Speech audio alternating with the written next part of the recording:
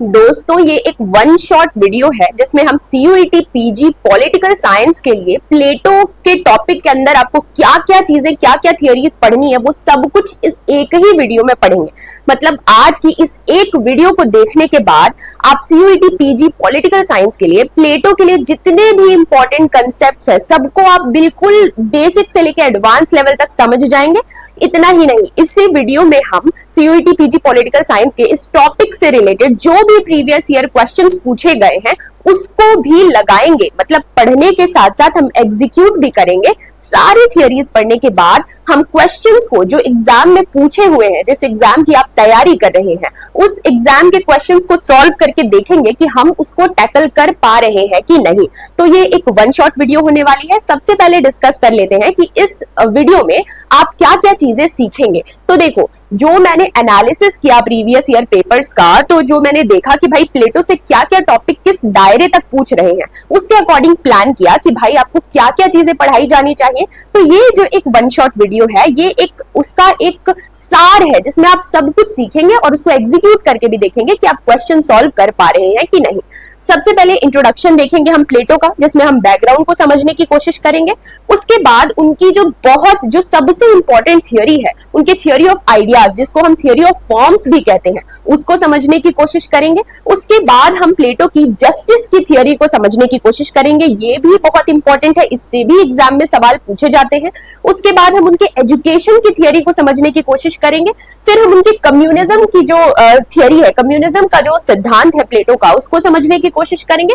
और अंत में हम देखेंगे कि सीयूईटी पीजी पॉलिटिकल साइंस यानी जिस एग्जाम की आप अभी तैयारी कर रहे हैं उसमें किस तरीके के प्रीवियस ईयर क्वेश्चंस पूछे गए हैं उसको भी हम सॉल्व करने की कोशिश करेंगे।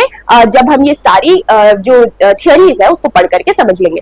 तो फिर से मैं आपको बता दूं, ये एक वन शॉट वीडियो है जिसमें आप पूरा प्लेटो को एक ही वीडियो में समझ भी जाएंगे और आप क्वेश्चंस भी प्लेटो के प्रैक्टिस करके देख पाएंगे कि आपने कितना सीखा है। तो चलिए वीडियो को शुरू करते हैं और सबसे पहले प्लेटो के इंट्रोडक्टरी पार्ट से उनको पढ़ना और समझना शुरू करते हैं।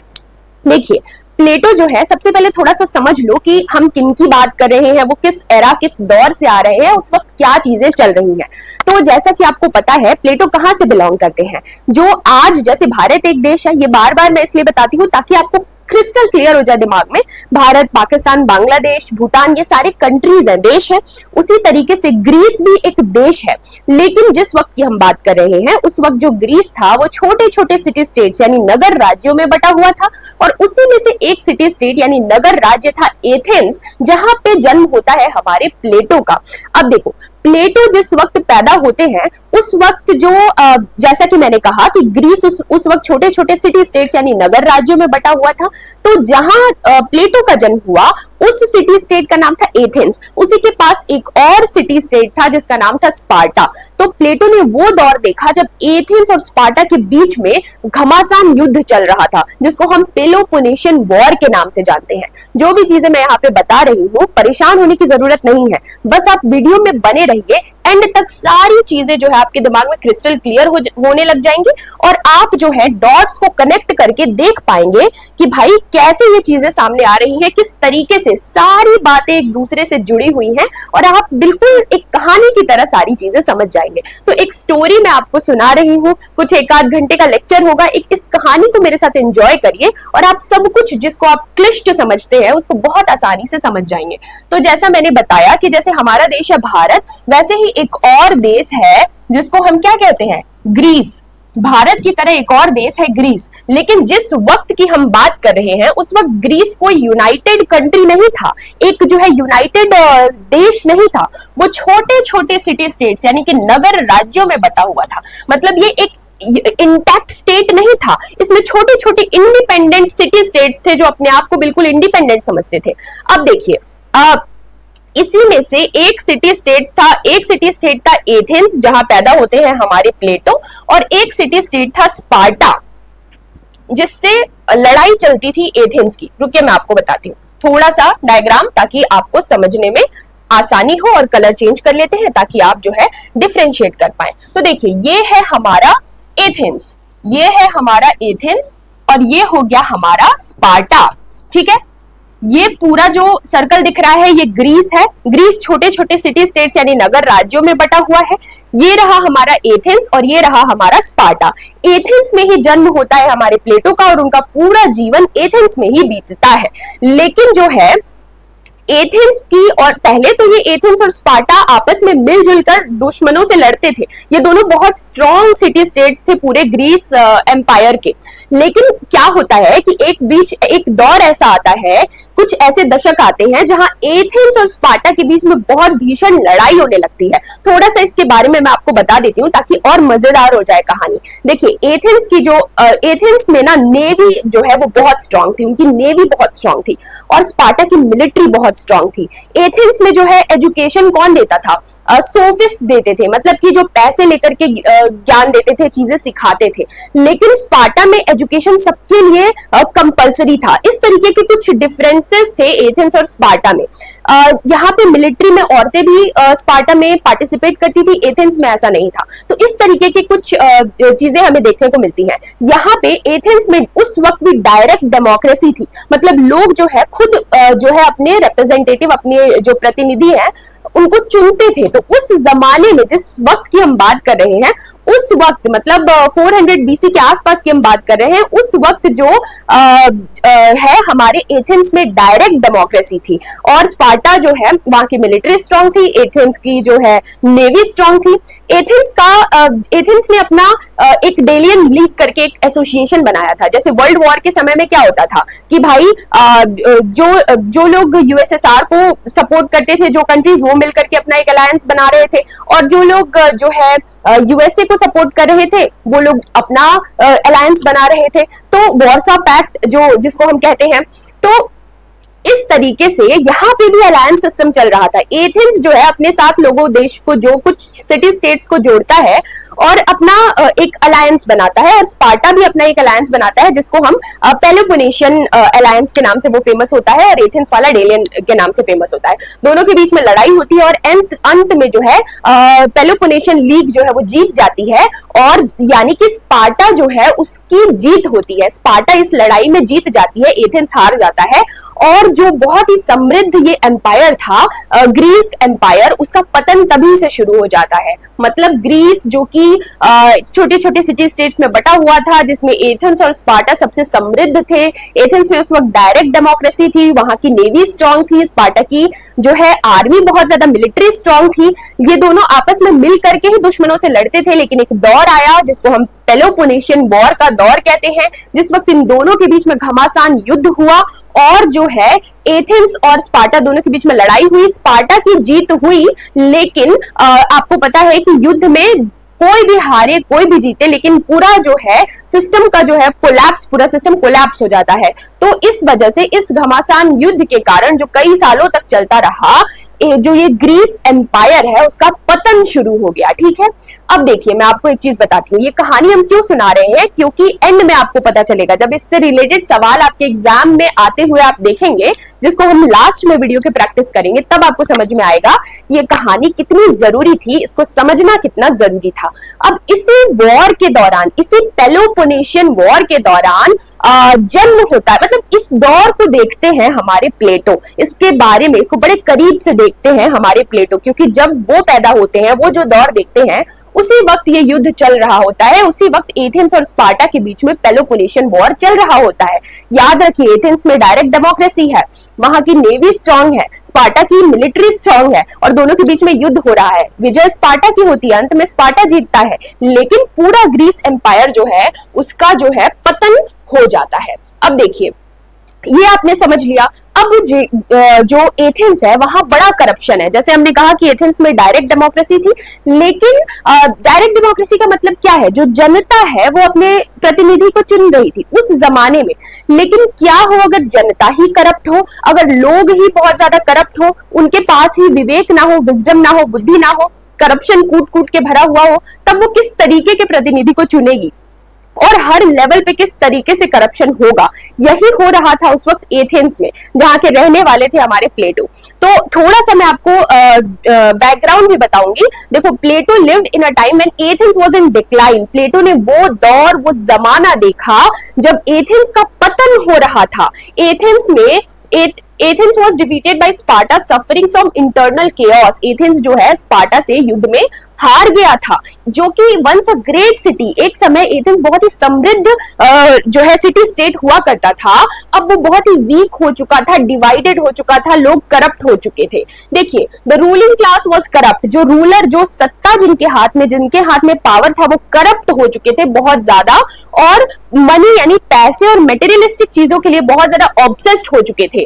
और मेजॉरिटी ऑफ जो सिटीजन थे, जो आम जनता थी, वो स्ट्रगल कर रही थी, लेकिन वो जनता भी करप्ट थी, वो भी, उसके अंदर भी विजडम नहीं था। अब देखिए, this weekend Athens internally and made it easy target for external enemies. अब इसके कारण एथेंस जो है वो कमजोर होते जा रहा था, वीक होते जा रहा था। अब देखिए, प्लेटो वाज डिसाइपल ऑफ सोक्रेटिस। जो भी एक एक बात हम डिस्कस कर रहे हैं, उन सब का कहीं ना कहीं कनेक्शन है, कहीं ना कहीं वो आपके एग्जाम के लिए बहुत ज्यादा इंपॉर्टेंट है। अब देखिए, जो हमारे प्लेटो हैं वो सुकरात के शिष्य थे, सोक्रेटिस के डिसाइपल थे, शिष्य थे। प्लेटो जो है उन्होंने वो दौर देखा, सुकरात के बारे में थोड़ा सा आपको बैकग्राउंड बता दूं ताकि आप इन दो डॉट्स को भी कनेक्ट कर सके। तो प्लेटो के सोक्रेटिस यानी सुकरात के शिष्य थे प्लेटो। सुकरात ने, जिस वक्त सुकरात की मैं बात कर रही हूँ, वो भी एथेंस में क्या करते थे, सवाल जवाब करना लोगों को सिखाते थे। सुकरात का ये मानना था कि सच यानी ट्रुथ तभी सामने आ सकता है जब हम सवाल जवाब करें, क्वेश्चन आंसर करें, सवाल पूछें। और आपको पता है कि एथेंस में जिनके हाथ में पावर था वो लोग करप्ट थे। अब वो लोग नहीं चाहेंगे कभी भी कि सच सामने आए। तो ये जो इंसान थे सुकरात, जो घूम घूम कर लोगों को ज्ञान की बातें बता रहे थे, सवाल पूछना सिखा रहे थे। अब जब सवाल पूछना सिखाएंगे तो लोग सिस्टम के अगेंस्ट भी सवाल पूछेंगे, तो ये जो करप्ट रूलर्स हैं उनसे भी सवाल पूछेंगे। तो इस वजह से जो ये काम कर रहे थे, उससे जो रूलिंग क्लास है, जो रूलर्स है, वो बड़े परेशान थे। अंत में, बहुत इसकी कहानी के डिटेल में नहीं जाएंगे, लेकिन अंत में क्या होता है कि भाई सुकरात यानी सोक्रेटिस को जहर का प्याला पीना पड़ता है, उनको जहर का प्याला पीकर अपनी जान देनी पड़ती है। तो इस बात से जो प्लेटो है वो बहुत ज्यादा परेशान हो जाते हैं, और प्लेटो को लगता है कि भाई जहां पे, जिस एथेंस में जो सबसे बुद्धिमान आदमी है सोक्रेटिस, सुकरात, उसको जहर का प्याला दे दिया गया, तो ऐसे में क्या होगा इस मेरे देश का। तो बेसिकली प्लेटो का मेन कंसर्न था कि वो एथेंस को एक आइडियल स्टेट बनाना चाहते थे। आइडियल स्टेट अब क्या होता है, देखो, जो लोग, कुछ लोगों का ये मानना है कि जो इस दुनिया में आप देख रहे हैं वो सच नहीं है। सच क्या है? उस चीज का आइडिया जो आपके दिमाग में है वो सच है। हमेशा की तरह जो चेयर का एग्जांपल है, जैसे एक कारपेंटर है, बढ़ई है, वो चेयर सबसे पहले जो बढ़ई ने चेयर बनाया होगा, तो वो चेयर उसके दिमाग में सबसे पहले आया होगा। आप कुछ भी नया बनाने जाते हैं तो वो आइडिया सबसे पहले आपके दिमाग में आता है, वो परफेक्ट आइडिया। उसके बाद आप उसको जो है फिजिकली जो है उसको बनाते हैं, कंस्ट्रक्ट करते हैं। तो प्लेटो का ये मानना है, या जो भी आइडियलिस्ट थिंकर है, जो लोग आइडियलिज्म की विचारधारा में यकीन करते हैं, उनका ये मानना है कि जो भी रियल चीजें हैं जो आप अपनी आंखों से देख रहे हैं वो रियल नहीं है, वो आइडियाज का एक शैडो मात्र है। रियल क्यों नहीं है? क्योंकि वो परमानेंट नहीं है। जैसे कि ये मोबाइल फोन है, ये फोन जो है सबसे पहले इसके बारे में किसी ने दिमाग में सोचा होगा, इस फोन का आइडिया दिमाग में आया होगा, तो वो आइडिया रियल है क्योंकि वो परमानेंट है, वो कभी खत्म नहीं होगा। ये फोन को तोड़ दो अभी तो ये फोन टुकड़ों में टूट जाएगा, खत्म हो जाएगा, तो ये परमानेंट नहीं है, तो ये रियल नहीं है। रियल क्या है? वो आइडिया फोन का जो आपके दिमाग में है। हम क्या बात कर रहे हैं, थोड़ा सा मैं आपको बैकग्राउंड बता रही हूँ कि भाई आइडियलिज्म क्या होता है। तो जो लोग आइडियलिज्म की विचारधारा में यकीन करते हैं, उनका ये मानना है कि आइडियाज ही रियल है क्योंकि आइडियाज ही परमानेंट है। तो प्लेटो ये कहते हैं कि एक आइडियल वर्ल्ड है, एक भगवान की दुनिया है। जैसे हमारे विचार है ना, आइडियल, एकदम परफेक्ट, और बाद में जब हम उसको एग्जीक्यूट करते हैं तो उसमें कुछ न कुछ त्रुटि रह जाती है, और सबसे बड़ी त्रुटि ये है कि वो टूट सकता है, खराब हो सकता है, डिफॉर्म हो सकता है, लेकिन ये आइडियाज डिफॉर्म नहीं हो सकते। तो वो कहते हैं कि ये आइडियाज उस आइडियल वर्ल्ड, उस भगवान की दुनिया वाला सिचुएशन है कि जो आपके दिमाग में आइडिया है वो गॉड्स वर्ल्ड को रिप्रेजेंट कर रहा है, और जो आपने चीजें कंस्ट्रक्ट कर दी वो रियल वर्ल्ड है जो खराब हो जाएगा, टूट जाएगा। तो प्लेटो का ये मानना है कि एक आइडियल वर्ल्ड है, एक भगवान की दुनिया है जहां सब कुछ फिक्स है, सब कुछ परमानेंट है, एकदम प्योरेस्ट फॉर्म में है, और जो ये हमारी दुनिया है ये उस आइडियल वर्ल्ड का एक रिफ्लेक्शन मात्र है, एक शैडो मात्र है। तो ये मैं आपको इसलिए समझा रही हूं ताकि आप समझ पाए कि प्लेटो एक आइडियलिस्ट थिंकर थे, और उनका मेन कंसर्न था कि वो एथेंस को एक आइडियल स्टेट बनाना चाहते थे, एक आदर्श राज्य बनाना चाहते थे। उन्होंने एक ऐसा दौर देखा था जब एथेंस और स्पार्टा के बीच में घमासान युद्ध हो रहा था। एथेंस के में पूरी तरीके से करप्शन फैल चुका था, जो रूलिंग क्लास है वो करप्ट हो चुकी थी, जनता को लूट रही थी, जनता भी करप्ट थी, वो अच्छे रिप्रेजेंटेटिव्स चुन नहीं पा रही थी। इस तरीके से पूरा करप्शन फैला हुआ था, पूरा करप्शन वाला माहौल था। जिसके पास ज्यादा पावर था वो ज्यादा एक्सप्लॉइट कर रहा था।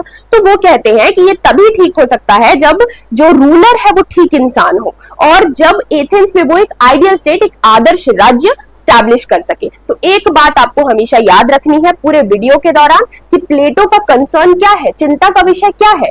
कोई भी अपने आप कोई काम नहीं करता है, कुछ चीज उसको पोक करती है, परेशान करती है, जिसकी वजह से वो कोई काम करता है। तो प्लेटो जो अपनी फिलॉसफी दे रहे हैं, उसको देने के पीछे का रीजन ये है कि उन्होंने वो दौर देखा है जब उनके गुरु सोक्रेटिस को जहर का प्याला पीना पड़ा, और वो जो है चाहते थे कि इस तरीके के मूर्ख लोग जो यहाँ भरे पड़े हैं, जो रूल कर रहे हैं, उनको हटाया जाए, अच्छे और सही लोगों के हाथ में पावर दिया जाए, और एथेंस को एक आइडियल स्टेट, एक आदर्श राज्य बनाया जाए।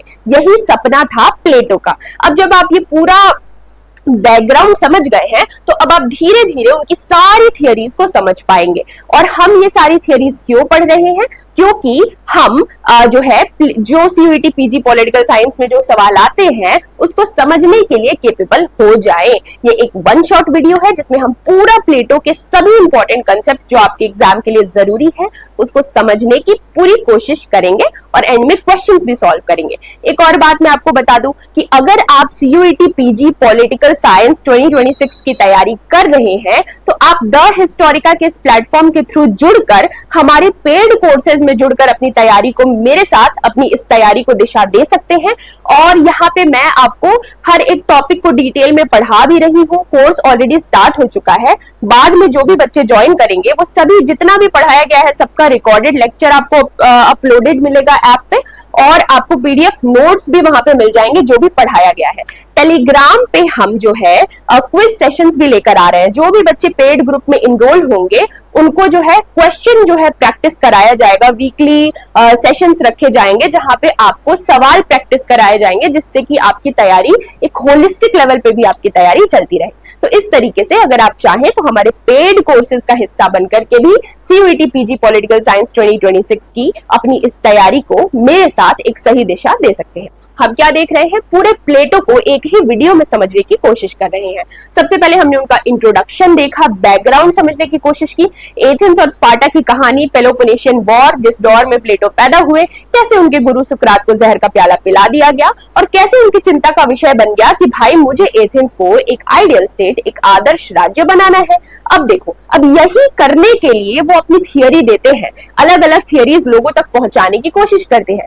कहते हैं कि भाई देखो, एथेंस आदर्श राज्य कैसे बनेगा? जब लोगों के अंदर जागरूकता आएगी। वही काम जो उनके गुरु कर रहे थे, लोगों को जगाने की कोशिश कर रहे थे, वही काम कहते हैं प्लेटो, मैं भी यही से जो है एथेंस को एक आइडियल स्टेट यानी कि एक आदर्श राज्य बना सकता हूं। तो उन्होंने करीब 36 डायलॉग्स लिखे। उनकी किताबें, उनको डायलॉग कहा जाता है क्योंकि वो डायलॉग के फॉर्म में लिखी हुई है, जिसमें उन्होंने अपने गुरु सुकरात यानी सोक्रेटिस को हीरो बनाया हुआ है। सोक्रेटिस जो है उनकी किताबों में सवाल पूछते हैं, दूसरे लोग सोक्रेटिस से सवाल पूछते हैं, सुकरात आंसर देते हैं। यही जो वाद विवाद का प्रोसेस है जिसको डायलेक्टिकल मेथड कहा जाता है, उसी मेथड का यूज करके सच सामने आता है। मतलब प्लेटो जो है अपनी किताब को डायलॉग के फॉर्म में लिखते हैं, जिसमें उनके गुरु सुकरात और उनके शिष्यों के बीच में वाद विवाद हो रहा है, संवाद हो रहा है, डायलॉग हो रहा है। इसीलिए उनकी किताबों को हम डायलॉग्स कहते हैं। 36 कुछ उनकी फेमस किताबें हैं जो हम आगे देखेंगे। अब देखो, उनके थियरी ऑफ आइडियाज, जिसको हम थियरी ऑफ फॉर्म्स भी कहते हैं, दोनों एक ही बात है। आइडियाज, फॉर्म्स एक ही बात है। क्या है प्लेटो की थियरी ऑफ आइडियाज, उसको समझने की कोशिश करते हैं। तो मैंने एक लाइन में अभी आपको पहले भी बताया था, उनकी थियरी ऑफ आइडियाज का सार यही है कि reality is the shadow of ideas, यानी कि जो असल दुनिया में जो आप देख रहे हैं वो आइडियल वर्ल्ड का एक शैडो मात्र है, एक परछाई मात्र है। यानी कि भगवान की दुनिया में जो चीजें जो परफेक्ट है, परमानेंट है, असल दुनिया में, इस रियल वर्ल्ड में जो आप वर्ल्डली दुनिया में देखते हैं वो उस आइडियल वर्ल्ड का एक परछाई मात्र है, शैडो मात्र है। यही उनके थियरी ऑफ आइडियाज का सार है, कंक्लूजन है। अब इसको डिटेल में समझते हैं ताकि एकदम क्रिस्टल क्लियर हो जाए। परेशान होने की बिल्कुल भी जरूरत नहीं है। कुछ भी कॉन्सेप्ट अगर लग रहा है कि भाई अभी मुझे समझ में नहीं आ रहा है, तो वीडियो के एंड तक बने रहिए, सारे डॉट्स को आप कनेक्ट कर पाएंगे। देखो, प्लेटो ने नोटिस किया कि जिस दुनिया में हम रह रहे हैं वो दुनिया में चीजें ग्रो कर रही है, मतलब पौधे बड़े हो रहे हैं, चीजें टूटती हैं, हमारा एज बढ़ता है, मतलब धीरे धीरे चीजें डिफॉर्म होती हैं, खत्म होती हैं। जो है जैसे कि एक फ्लावर जो है, एक फूल खिला लेकिन फिर वो मुरझा गया, बच्चा पैदा हुआ, धीरे धीरे बूढ़ा हो गया, मर गया। कोई भी चीज परमानेंट नहीं है। तो प्लेटो कहते हैं देखो कोई भी चीज इस दुनिया में परमानेंट नहीं है क्योंकि वो रियल नहीं है। असली में जो परमानेंट चीजें हैं, जो रियल चीजें हैं, वो उस आइडियल वर्ल्ड में है, उस भगवान की दुनिया में है। ठीक है, देखो लोग भी समय के साथ चेंज होते रहते हैं। तो उन्होंने कहा कि if everything in the physical world keeps changing, यानी इस दुनिया में अगर हर चीज बदलती रहेगी तो हम कैसे कह सकते हैं किसी भी चीज के बारे में, हम कैसे श्योरिटी से कोई बात कह सकते हैं। ठीक है, अगर मैं कहूं कि आप ऐसे ही इंसान हो, लेकिन इंसान का बिहेवियर भी चेंज होता है। मैं उस किसी बच्चे से मिल ली हूं अभी और 10 साल बाद मिलूंगी तो वो बदल जाएगा, बड़ा हो जाएगा, बूढ़ा हो जाएगा। तो प्लेटो कहते हैं कि इस रियल दुनिया में जिसमें आप जी रहे हैं, इस वर्ल्डली दुनिया में सारी चीजें चेंज हो रही है, कुछ भी परमानेंट नहीं है। तो वो ये समझा रहे हैं देखो ऐसा इसीलिए है क्योंकि ये दुनिया ही आइडियल वर्ल्ड जैसी नहीं है, ये उसकी एक परछाई मात्र है। आप ऐसा कह सकते हैं कि जैसे एक भगवान को आप बढ़ई समझ लीजिए, उस बढ़ई के दिमाग में जो आइडिया है वो ही रियल है, क्यों वो ही परमानेंट है, वही भगवान की दुनिया है। और उसने इस धरती पे जो बना दिया, भगवान ने इस धरती पे जो कंस्ट्रक्शन कर दिया, वो तो उसकी परछाई मात्र है, वो परमानेंट नहीं है, वो असल में सच नहीं है। ठीक है, देखिए प्लेटो कहते हैं कि सच दो लेवल ऑफ रियलिटी होती है। एक वर्ल्ड जो इस दुनिया में जो आप देखते हैं, जो चीजें महसूस करते हैं, जिसको आप सच मानते हैं, और एक वो है जो आइडियल वर्ल्ड में है, एक वो है जो भगवान की दुनिया में है, वो परफेक्ट है, वो इटर्नल है, वो कभी खत्म नहीं होगा, और वो कहते हैं वही सच है। ठीक है, अब देखो मुझे पता है थोड़ा सा कंफ्यूजन आपके दिमाग में हो रहा होगा, उसको समझाने के लिए देखो प्लेटो की हम क्या समझ रहे हैं। हमने सबसे पहले उनका इंट्रोडक्शन देखा, अब हम उनकी थियोरी ऑफ आइडियाज यानी थियोरी ऑफ फॉर्म्स को समझने की कोशिश कर रहे हैं। और प्लेटो की थियोरी ऑफ आइडियाज को एक लाइन में अगर समझाऊं तो उसका मतलब है कि reality is the shadow of ideas, यानी जो भी सच है वो आइडियाज का एक शैडो मात्र है। इस दुनिया में आप जो भी देख रहे हैं वो उस आइडियल वर्ल्ड का एक शैडो मात्र है, एक परछाई मात्र है। इसको अच्छे से अगर समझना है तो आपको प्लेटो की थियोरी ऑफ सोल और एलेगरी ऑफ केव के कॉन्सेप्ट को समझना पड़ेगा।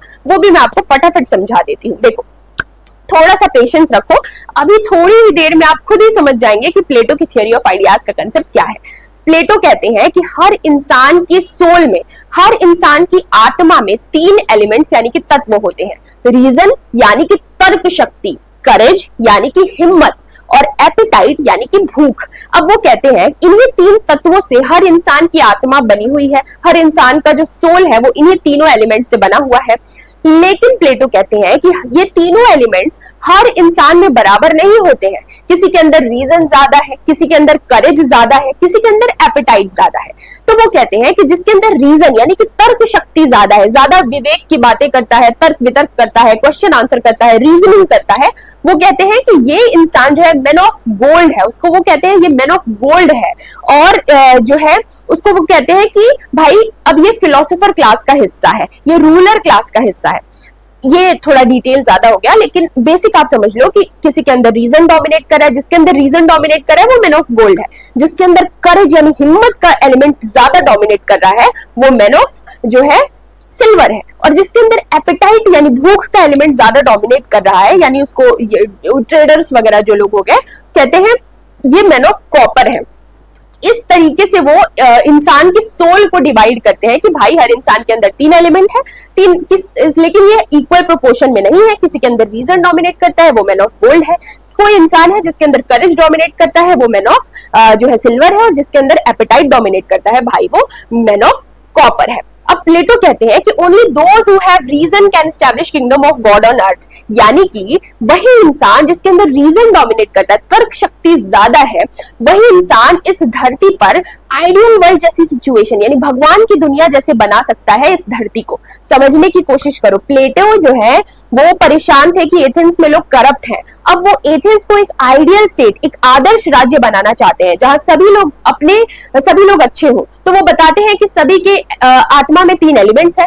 तो वो कहते हैं कि जिसके अंदर रीजन डोमिनेट कर रहा है, जिसके अंदर तर्क शक्ति ज्यादा है, वही इंसान जो है आइडियल स्टेट यानी उस भगवान की दुनिया जैसी सिचुएशन एथेंस में स्टैब्लिश कर सकता है, तो उसी इंसान को राजा बनना चाहिए। तो बेसिकली हर थियरी के पीछे का कंसर्न ये है कि एथेंस को एक आइडियल स्टेट बनाना है, एक आदर्श राज्य बनाना है, और वो तभी बन पाएगा जब राजा दार्शनिक हो, उसके अंदर रीजन का एलिमेंट डोमिनेट कर रहा हो।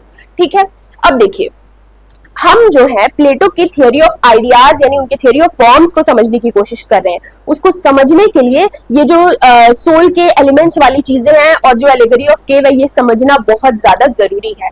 अब देखिए प्लेटो का एम है कि वो ये दिखाना चाहते हैं to show the difference between real knowledge and illusion of knowledge and to show that reality is the shadow of ideas. देखिए थोड़ा सा इनके जो एलेगरी ऑफ केव जो है उसके कॉन्सेप्ट को मैं समझाने की कोशिश करती हूँ। थोड़ा सा डायग्राम बनाऊंगी जो देख करके आप समझने की कोशिश करना कि मैं क्या कह रही हूँ। तो प्लेटो कह रहे हैं कि एक गुफा है, इस गुफा में सभी लोग बैठे हुए हैं। ये लाल कलर की जो मैं बना रही हूँ रेड बाउंड्री, ये गुफा है। ठीक है, अब जो है गुफा में यहाँ पे आग जल रही है। ठीक है, आग जल रही है और कुछ चीजें हैं जिनका शैडो बन रहा है। ये देखिए यहाँ पे कुछ लोग बैठे हुए हैं, मान लीजिए यहाँ पे कुछ लोग बैठे हुए हैं और थोड़ा सा समझने की कोशिश करिएगा। ये लोग इस दीवार, ये दीवार है, एक सेकेंड थोड़ा सा मैं डायग्राम बनाती हूं ताकि आप चीजों को समझ पाए और प्लेटो के इस कॉन्सेप्ट को आप समझ पाए।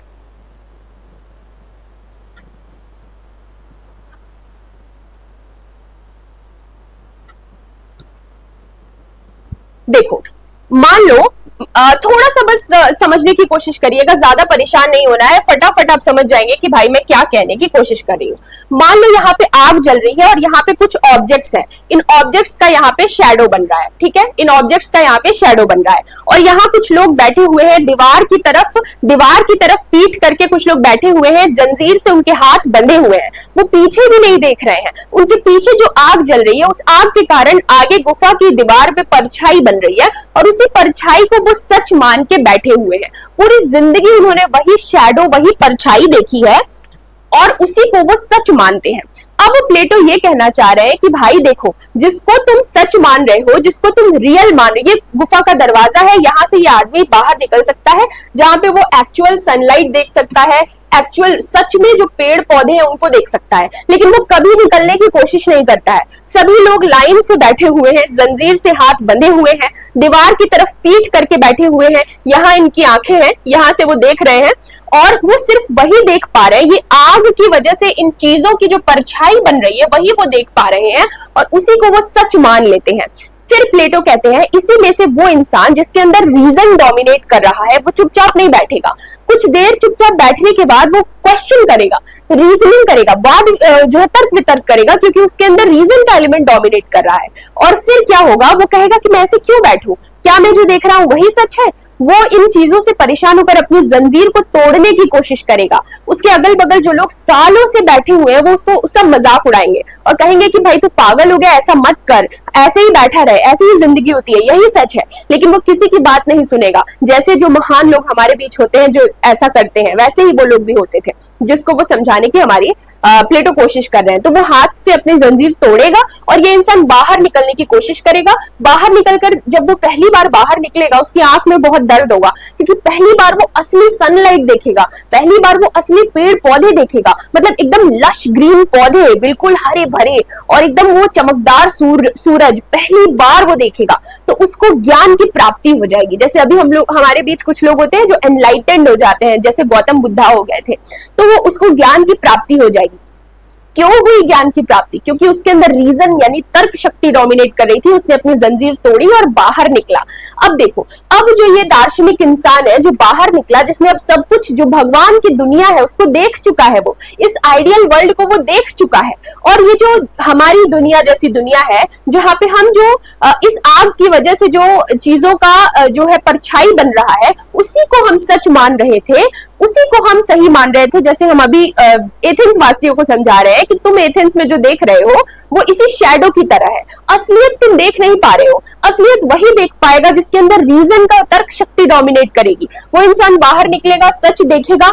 अब वो जब एक बार सच देख लेगा, ज्ञान प्राप्त कर लेगा, अब वो वापस आएगा और अपने दोस्तों को भी इसके बारे में बताएगा। वो उसका मजाक उड़ाएंगे, परेशान करेंगे, जैसे सुकरात बताने की कोशिश कर रहे थे और उनको जहर का प्याला दे दिया गया था, वैसे ही ये भी इंसान वापस आएगा और बताने की कोशिश करेगा और बहुत कोशिश करेगा, अपना जीवन बिता देगा, लगा देगा लोगों को सच सिखाने के लिए, और फिर धीरे धीरे वो इनको भी बाहर ले जाके दिखाने की कोशिश करेगा। तो ये एलिगरी ऑफ केव का कॉन्सेप्ट है, जिसके माध्यम से प्लेटो ये समझाने की कोशिश कर रहे हैं कि अपनी थियोरी ऑफ आइडियाज को, यानी थियोरी ऑफ फॉर्म्स को समझाने की कोशिश कर रहे हैं कि reality is the shadow of ideas, यानी कि इस दुनिया में जिसको तुम सच समझ रहे हो वो सच नहीं है, वो उस रियल वर्ल्ड का, वो जो सच में असली दुनिया है, उस आइडियल वर्ल्ड का एक शैडो मात्र है, एक परछाई मात्र है। यही उनका थियोरी ऑफ आइडियाज का सार है। तो कंक्लूजन क्या है कि the world in which we are living, वो दुनिया जिसमें हम जी रहे हैं, we think it is real, हम समझते हैं कि ये सच है, लेकिन एक्चुअल में इट इज दैट केव, असली में ये वो केव है, वो गुफा है जिसमें जो उस आइडियल वर्ल्ड का है उस शैडो बन रहा है, उस परछाई को ही हम सच मान रहे हैं, असली में वो सच नहीं है। ठीक है, we are living in ignorance, हम इग्नोरेंस में जी रहे हैं और सिर्फ जिसके अंदर रीजन की का जो एलिमेंट है, तर्क शक्ति, वो डोमिनेट कर रहा है जिसके अंदर, वही इंसान जो है ये इस सच को समझ पाएगा, जान पाएगा, चेन को तोड़ के बाहर निकल पाएगा और दूसरों को भी समझा पाएगा। वही इंसान एथेंस में आइडियल स्टेट स्टैब्लिश कर पाएगा, क्योंकि वही उस आइडियल स्टेट को देख करके आ रहा है, क्योंकि उसके अंदर रीजन यानी कि तर्क शक्ति जो है वो डोमिनेट कर रही है। ठीक है, can try to make this world more like the ideal world, यानी वही इंसान जिसके अंदर रीजन का एलिमेंट डोमिनेट कर रहा है,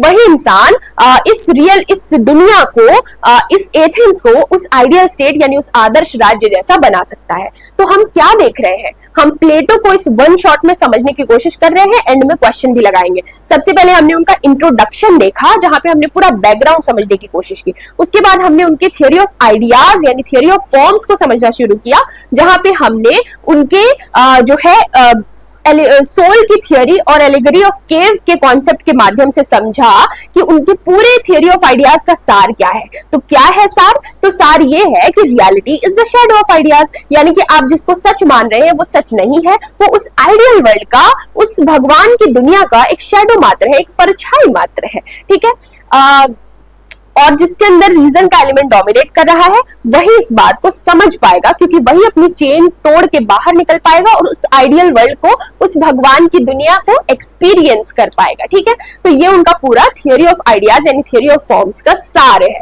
अब देखो, अब कुछ उनकी इंपॉर्टेंट किताबें जिसको हम डायलॉग्स भी बोलते हैं, वैसे तो उन्होंने बहुत सारी लिखी है, लेकिन यहाँ कुछ इंपॉर्टेंट बुक्स के नाम है जो कि मैंने कोशिश किया है कि क्रोनोलॉजी में लगाऊं, क्योंकि एग्जाम में कई बार पूछ देता है। आपको याद रखना है कि जो उनकी सबसे फेमस किताब है रिपब्लिक, सबसे पहले उन्होंने रिपब्लिक नहीं लिखी थी, सबसे पहले उन्होंने अपॉलॉजी लिखी थी। मतलब अगर इस सीक्वेंस में अगर पूछे तो सबसे पहले इस सीक्वेंस में अपॉलॉजी आता है। अपॉलॉजी में उन्होंने क्या लिखा है? अपॉलॉजी में वो लिखते हैं कि जो सुकरात है, उनको वो दृश्य दिखाते हैं इस किताब में कि कैसे सुकरात को जो है जहर का प्याला पिलाने वाले हैं लोग, तो सुकरात अपने डिफेंस में क्या बातें कह रहे हैं।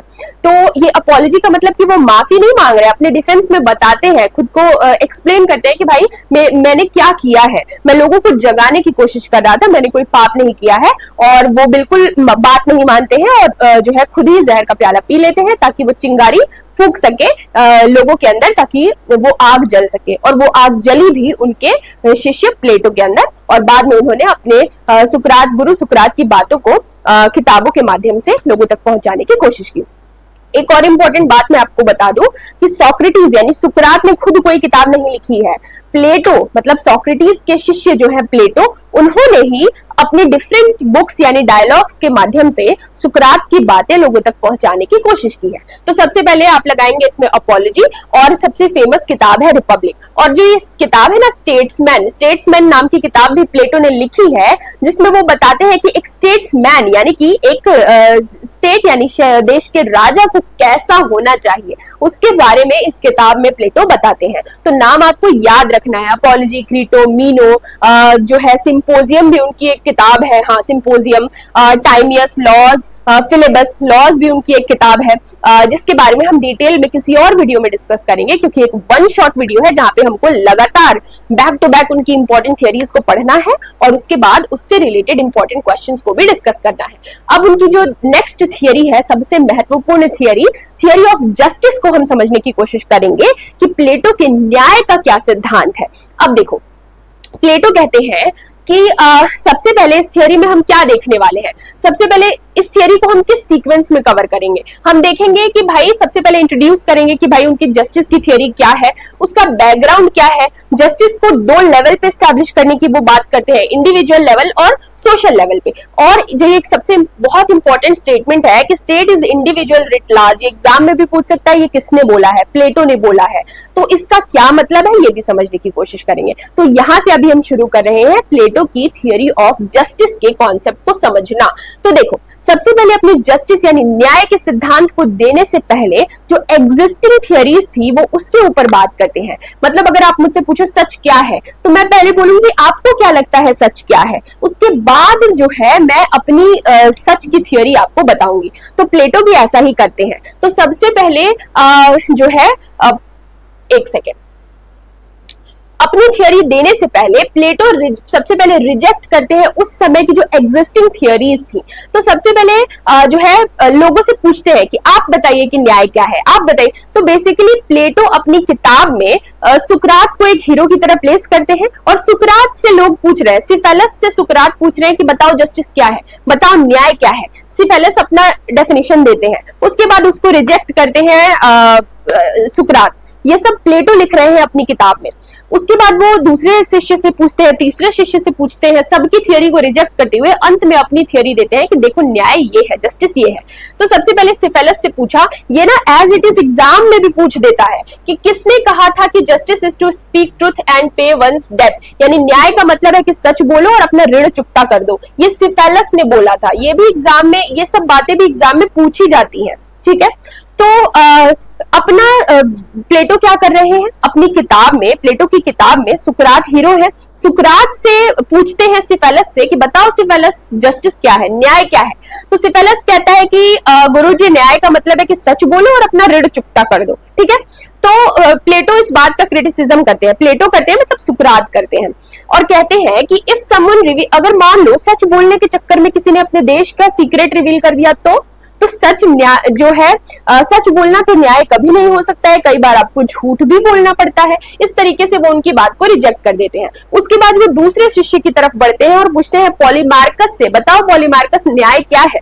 तो पॉलीमार्कस कहते हैं कि justice consists in giving each person his due which implies doing good to friends and evil to enemies. तो बेसिकली पॉलीमार्कस कह रहे हैं कि जो अच्छा है उसके साथ अच्छा करो, जो बुरा है उसके साथ बुरा करो। मतलब जो फ्रेंड्स हैं उनके साथ अच्छा करो, जो एनिमीज है उनके साथ बुरा करो, तभी न्याय एस्टैब्लिश होगा। तो इस बात को भी प्लेटो क्रिटिसाइज करते हैं। मतलब सुकरात, प्लेटो की किताब में सुकरात कहते हैं कि नहीं नहीं भाई ऐसा नहीं है।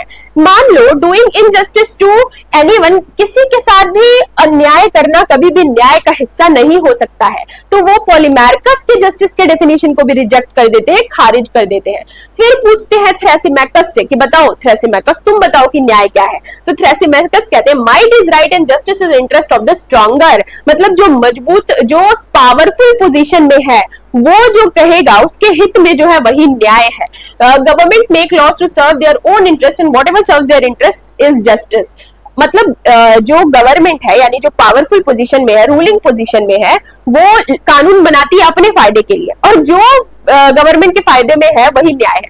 कहने का मतलब ये है कि न्याय का मतलब है कि माइट इज राइट, जो पावरफुल इंसान कह रहा है वही सत्य है, वही न्याय है। इस तरीके से थ्रेसिमैकस डिस्क्राइब करते हैं जस्टिस को, जिसको पूरी तरीके से रिजेक्ट कर देते हैं सुकरात, और कहते हैं कि द ट्रू फंक्शन ऑफ जैसे मान लो फिजिशियन, कोई डॉक्टर का काम क्या है कि भाई लोगों को ठीक करना, सिक्योर करना उसकी जिम्मेदारी है। इसी तरीके से गवर्नेंस भी है जो एक आर्ट है, और गवर्नमेंट का काम क्या है कि लोगों के हित में काम करना। तो कभी भी गवर्नमेंट का अपने हित में काम करना कभी भी ये न्याय नहीं हो सकता है। तो वो थ्रैसिमैकस की पॉइंट ऑफ व्यू को भी बिल्कुल खारिज कर देते हैं, रिजेक्ट कर देते हैं। तो इसी तरीके से अपने शिष्यों से जो है पूछते हैं वो कि बताओ न्याय क्या है। यही सुकरात का डायलेक्टिकल मेथड है, जिसको सोक्रेटिक मेथड भी कहते हैं, जिसमें वो सवाल जवाब करते हैं। वो उनका ये मानना है कि जब तुम क्वेश्चन पूछते हो, सवाल जवाब करते हो, तो ट्रुथ यानी सच अपने आप को खुद ही प्रकट कर देता है। तो प्लेटो की थियरी ऑफ जस्टिस में जो वो अपनी किताब में देते हैं, उसमें सुकरात अपने शिष्यों से पूछ रहे हैं, सिफेलस से, पॉलीमैकस से, थ्रैसिमैकस से, बताओ न्याय क्या है, तुम बताओ न्याय क्या है। और सबकी बात को खारिज करते हुए अंत में अपनी थियरी ऑफ जस्टिस वो देते हैं। प्लेटो ऐसा लिखते हैं अपनी किताब में। तो प्लेटो की थियरी ऑफ जस्टिस क्या है? प्लेटो कहते हैं कि भाई देखो, जस्टिस दो लेवल पे स्टैब्लिश होता है। एक, तुम लोग जो भी कह रहे हो ना न्याय, वो सब गलत है। मैं बताता हूं कि न्याय क्या है। तो वो कह रहे हैं कि भाई देखो, न्याय यानी कि जस्टिस दो लेवल पे स्टैब्लिश होता है। सबसे पहले इंडिविजुअल लेवल पे जस्टिस स्टैब्लिश होगा, उसके बाद जाकर के सोशल लेवल पे जस्टिस स्टैब्लिश होगा। तो वो जैसा कि हमने देखा था कि प्लेटो कहते हैं कि हर इंसान के अंदर तीन एलिमेंट, हर इंसान के सोल में तीन तत्व यानी एलिमेंट होते हैं। रीजन यानी कि तर्क शक्ति, करेज यानी कि हिम्मत, और एपेटाइट यानी कि भूख। तो वो कहते हैं कि देखो, जिसके अंदर रीजन डोमिनेट कर रहा है, यानी कि जिसके अंदर तर्क शक्ति डोमिनेट कर रही है, वो भाई जिसके अंदर तर्क शक्ति यानी रीजन डोमिनेट कर रहा है, वो मैन ऑफ गोल्ड है। उसको फिलोसोफर बनना चाहिए, उसको दार्शनिक बनना चाहिए, ठीक है, क्योंकि उसके अंदर तर्क शक्ति ज्यादा है, बुद्धि ज्यादा है, विजडम ज्यादा है, ज्ञान की भूख है उसके अंदर। तो उसको फिलोसोफर बनना चाहिए, दार्शनिक बनना चाहिए। जिसके अंदर करेज का एलिमेंट डोमिनेट कर रहा है, हिम्मत वाला एलिमेंट डोमिनेट कर रहा है, उसको सोल्जर बनना चाहिए। और जिसके अंदर एपेटाइट यानी भूख डोमिनेट कर रहा है, वो बहुत ज्यादा मेटेरियलिस्टिक चीजों को पाना चाहता है, उसको जो है उसको वो कहते हैं मैन ऑफ कॉपर। और वो कहते हैं कि ऐसे लोगों को ट्रेडर बनना चाहिए, मतलब वो लोग जो सामान खरीदते बेचते हैं वो बनना चाहिए। वो कहते हैं देखो, बेसिकली जब इंडिविजुअल लेवल पे आप अपने सोल यानी अपने आत्मा की डोमिनेंट क्वालिटी को पहचान लेंगे कि रीजन, करेज और एपेटाइट में से कौन सा एलिमेंट मेरे अंदर डोमिनेट कर रहा है, उसको जब आप पहचान लेंगे और उसी प्रोफेशन में अपना 100% देंगे, तो इंडिविजुअल लेवल पे जस्टिस स्टैब्लिश होगा। मान लो मैंने पहचान लिया कि मेरे अंदर रीजन यानी तर्क शक्ति का एलिमेंट डोमिनेट कर रहा है, मैं फिलोसोफर बनने की दिशा में निकल जाऊंगी। मैंने इंडिविजुअल लेवल पे जस्टिस स्टैब्लिश कर लिया। मान लो अगर मेरे अंदर करेज डोमिनेट कर रहा है, तो मैं सोल्जर बनने चली गई और पूरा अपना 100% लगा दिया सोल्जर बनने के पीछे, तो मैंने इंडिविजुअल लेवल पे जस्टिस स्टैब्लिश कर दिया। ठीक उसी तरीके से अगर किसी के अंदर एपेटाइट का एलिमेंट डोमिनेट कर रहा है, वो ट्रेडिंग करना शुरू कर दिया, उसमें अपना 100% लगा दिया, व्यापार में 100% लगा दिया, तो उसने भी इंडिविजुअल लेवल पे स्टैब्लिश कर लिया जस्टिस को, न्याय को। तो प्लेटो कहते हैं कि इंडिविजुअल लेवल पे जस्टिस तब स्टैब्लिश होगा जब आप अपनी सोल यानी आत्मा के डोमिनेंट क्वालिटी को पहचान कर उसी दिशा में काम करना शुरू कर देंगे। फिर वो कहते हैं जब पूरे समाज के सभी लोग इसी तरीके से अपने सोल यानी अपनी आत्मा की डोमिनेंट क्वालिटी को पहचान करके उस प्रोफेशन में अपना 100% लगा दे, तो सोशल लेवल पे जस्टिस स्टैब्लिश हो जाएगा।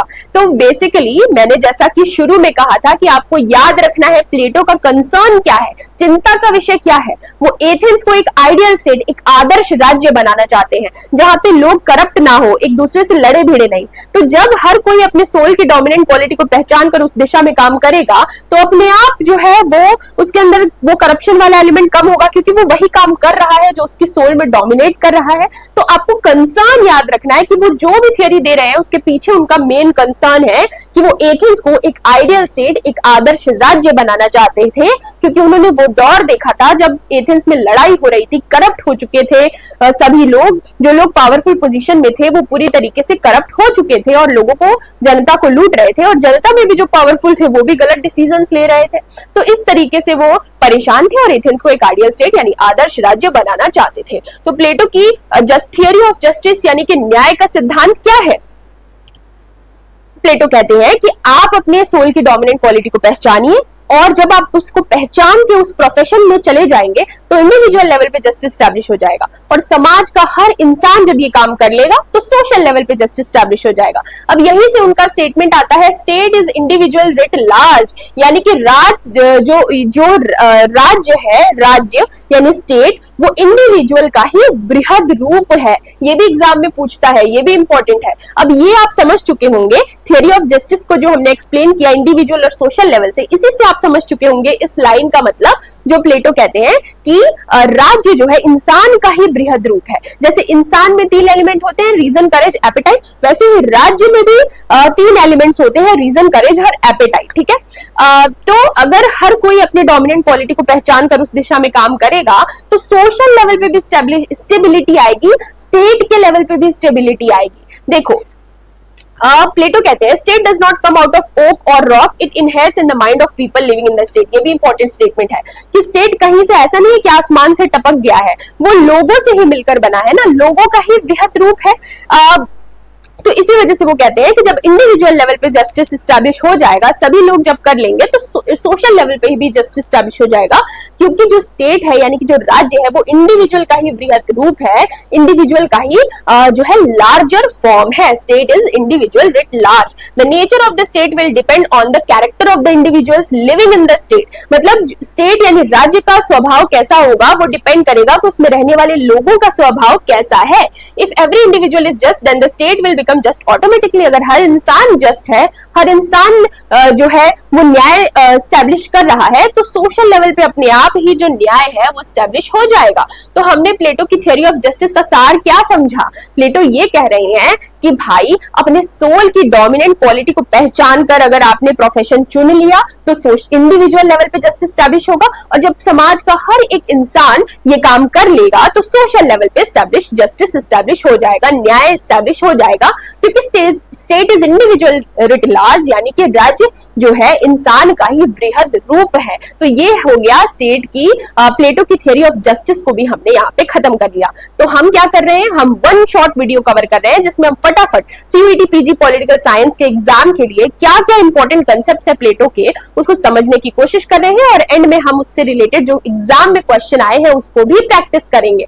फिर से मैं एक बार बता दूं कि अगर आप सीयूईटी पीजी पॉलिटिकल साइंस 2026 की तैयारी कर रहे हैं तो आप द हिस्टोरिका के इस प्लेटफॉर्म के थ्रू जुड़कर मेरे साथ अपनी इस तैयारी को दिशा दे सकते हैं, और आप हमारे पेड कोर्स में भी एनरोल हो सकते हैं जहां पे हम डिटेल में आपको सारे कंसेप्ट्स बताते हैं। आपको टेलीग्राम पे एमसीक्यू क्वेश्चंस भी प्रैक्टिस कराए जाएंगे जहां पे आप लाइव क्विज अटेंड कर सकेंगे और अपनी परफॉर्मेंस का एनालिसिस कर सकते हैं। आप मुझसे डायरेक्ट बात भी कर सकते हैं, अपने डाउट्स पूछ सकते हैं कभी भी, या जो भी तैयारी से रिलेटेड भी जो भी स्ट्रेस प्रॉब्लम हो रही है स्ट्रैटेजी को लेकर किसी भी रिगार्डिंग आप मुझसे कभी भी पर्सनली कनेक्ट कर सकते हैं। तो आप हमारे पेड ग्रुप का भी हिस्सा बन सकते हैं। तो आइए शुरू करते हैं अगला टॉपिक। अब तक हमने क्या देखा, प्लेटो का इंट्रोडक्शन, उनके थियरी ऑफ आइडियाज यानी थियरी ऑफ फॉर्म्स को समझने की कोशिश की, उनकी थियरी ऑफ जस्टिस को हमने समझने की कोशिश की, और अब हम उनके जो है एजुकेशन की थियरी को समझने की कोशिश करेंगे कि भाई प्लेटो के शिक्षा का क्या सिद्धांत था, एजुकेशन का क्या कॉन्सेप्ट था। इसके बाद हम उनके कम्युनिज्म की थ्योरी को समझेंगे और उसके बाद सारे इंपॉर्टेंट पीवाईक्यूज को कवर करेंगे। देखिए, जैसा कि हमेशा मैं कह रही हूं कि आपको याद रखना है कि प्लेटो का कंसर्न क्या है, चिंता का विषय क्या है। एथेंस को एक आइडियल स्टेट यानी कि आदर्श राज्य बनाना चाहते हैं। तो कहते हैं कि कैसे बनेगा, तो भाई हर इंसान जब अपने सोल की जब तभी बन पाएगा जब जस्टिस स्टैब्लिश होगा। और जस्टिस यानी न्याय कैसे स्टैब्लिश होगा, जब हर इंसान अपने सोल की डोमिनेंट क्वालिटी को पहचान कर उसी दिशा में उसी प्रोफेशन में अपना 100% देगा और एक दूसरे के काम में इंटरफेयर नहीं करेगा, तभी न्याय स्टैब्लिश होगा और तभी एथेंस एक आइडियल स्टेट यानी कि आदर्श राज्य बन पाएगा।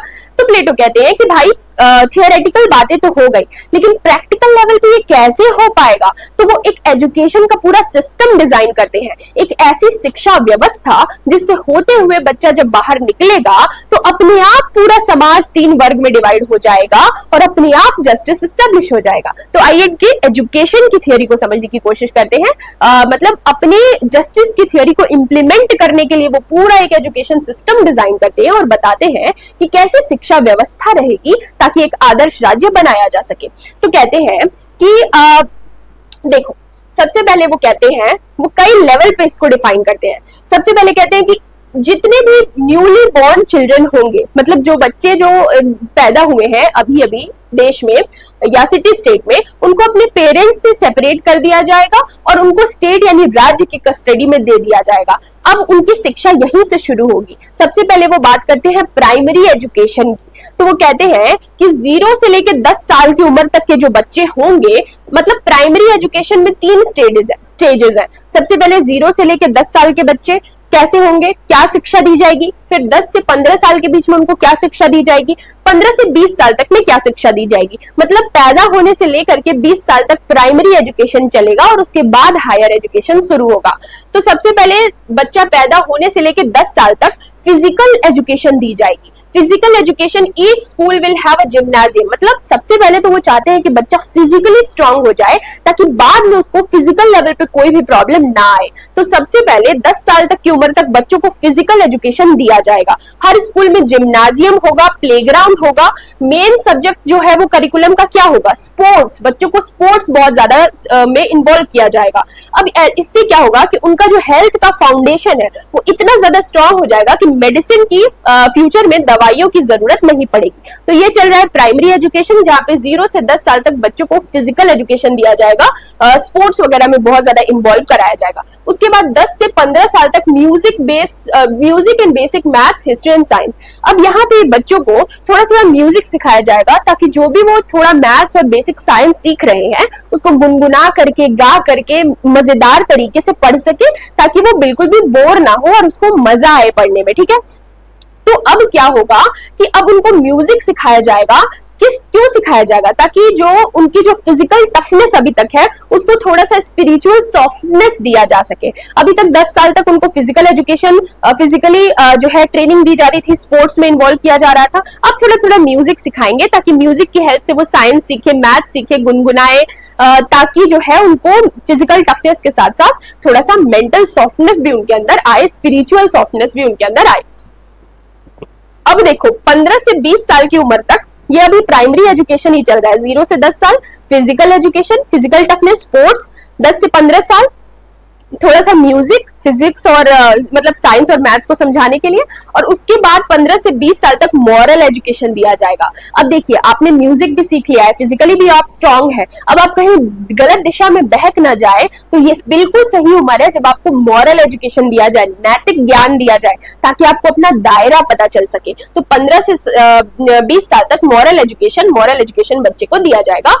और अब प्राइमरी एजुकेशन पूरा हुआ। तो प्राइमरी एजुकेशन में 3 स्टेजेस, 0 से 10 साल फिजिकल एजुकेशन, 10 से 15 साल थोड़ा सा म्यूजिक, मैथ्स और साइंस गुनगुनाने के लिए, और उसके बाद 15 से 20 साल तक मॉरल एजुकेशन, ताकि आप बहक ना जाए। अब 20 साल की उम्र में पहला हाई लेवल का वाला एग्जाम होगा। अब देखिए, ये भी आपको याद रखना है, बहुत इंपॉर्टेंट है, एग्जाम में आ सकता है कि फर्स्ट हाई लेवल एग्जाम कब होगा, तो 20 साल की उम्र में। 20 साल की उम्र में पहला एग्जाम कंडक्ट कराया जाएगा, और जो लोग इस एग्जाम को पास कर लेंगे, कहा जाएगा कि वो अब आगे बढ़ सकते हैं। और जो इस एग्जाम में फेल हो जाएंगे, पता चल जाएगा कि ये ट्रेडर क्लास वाले लोग हैं, यानी इनके अंदर एपेटाइट डोमिनेट करता है।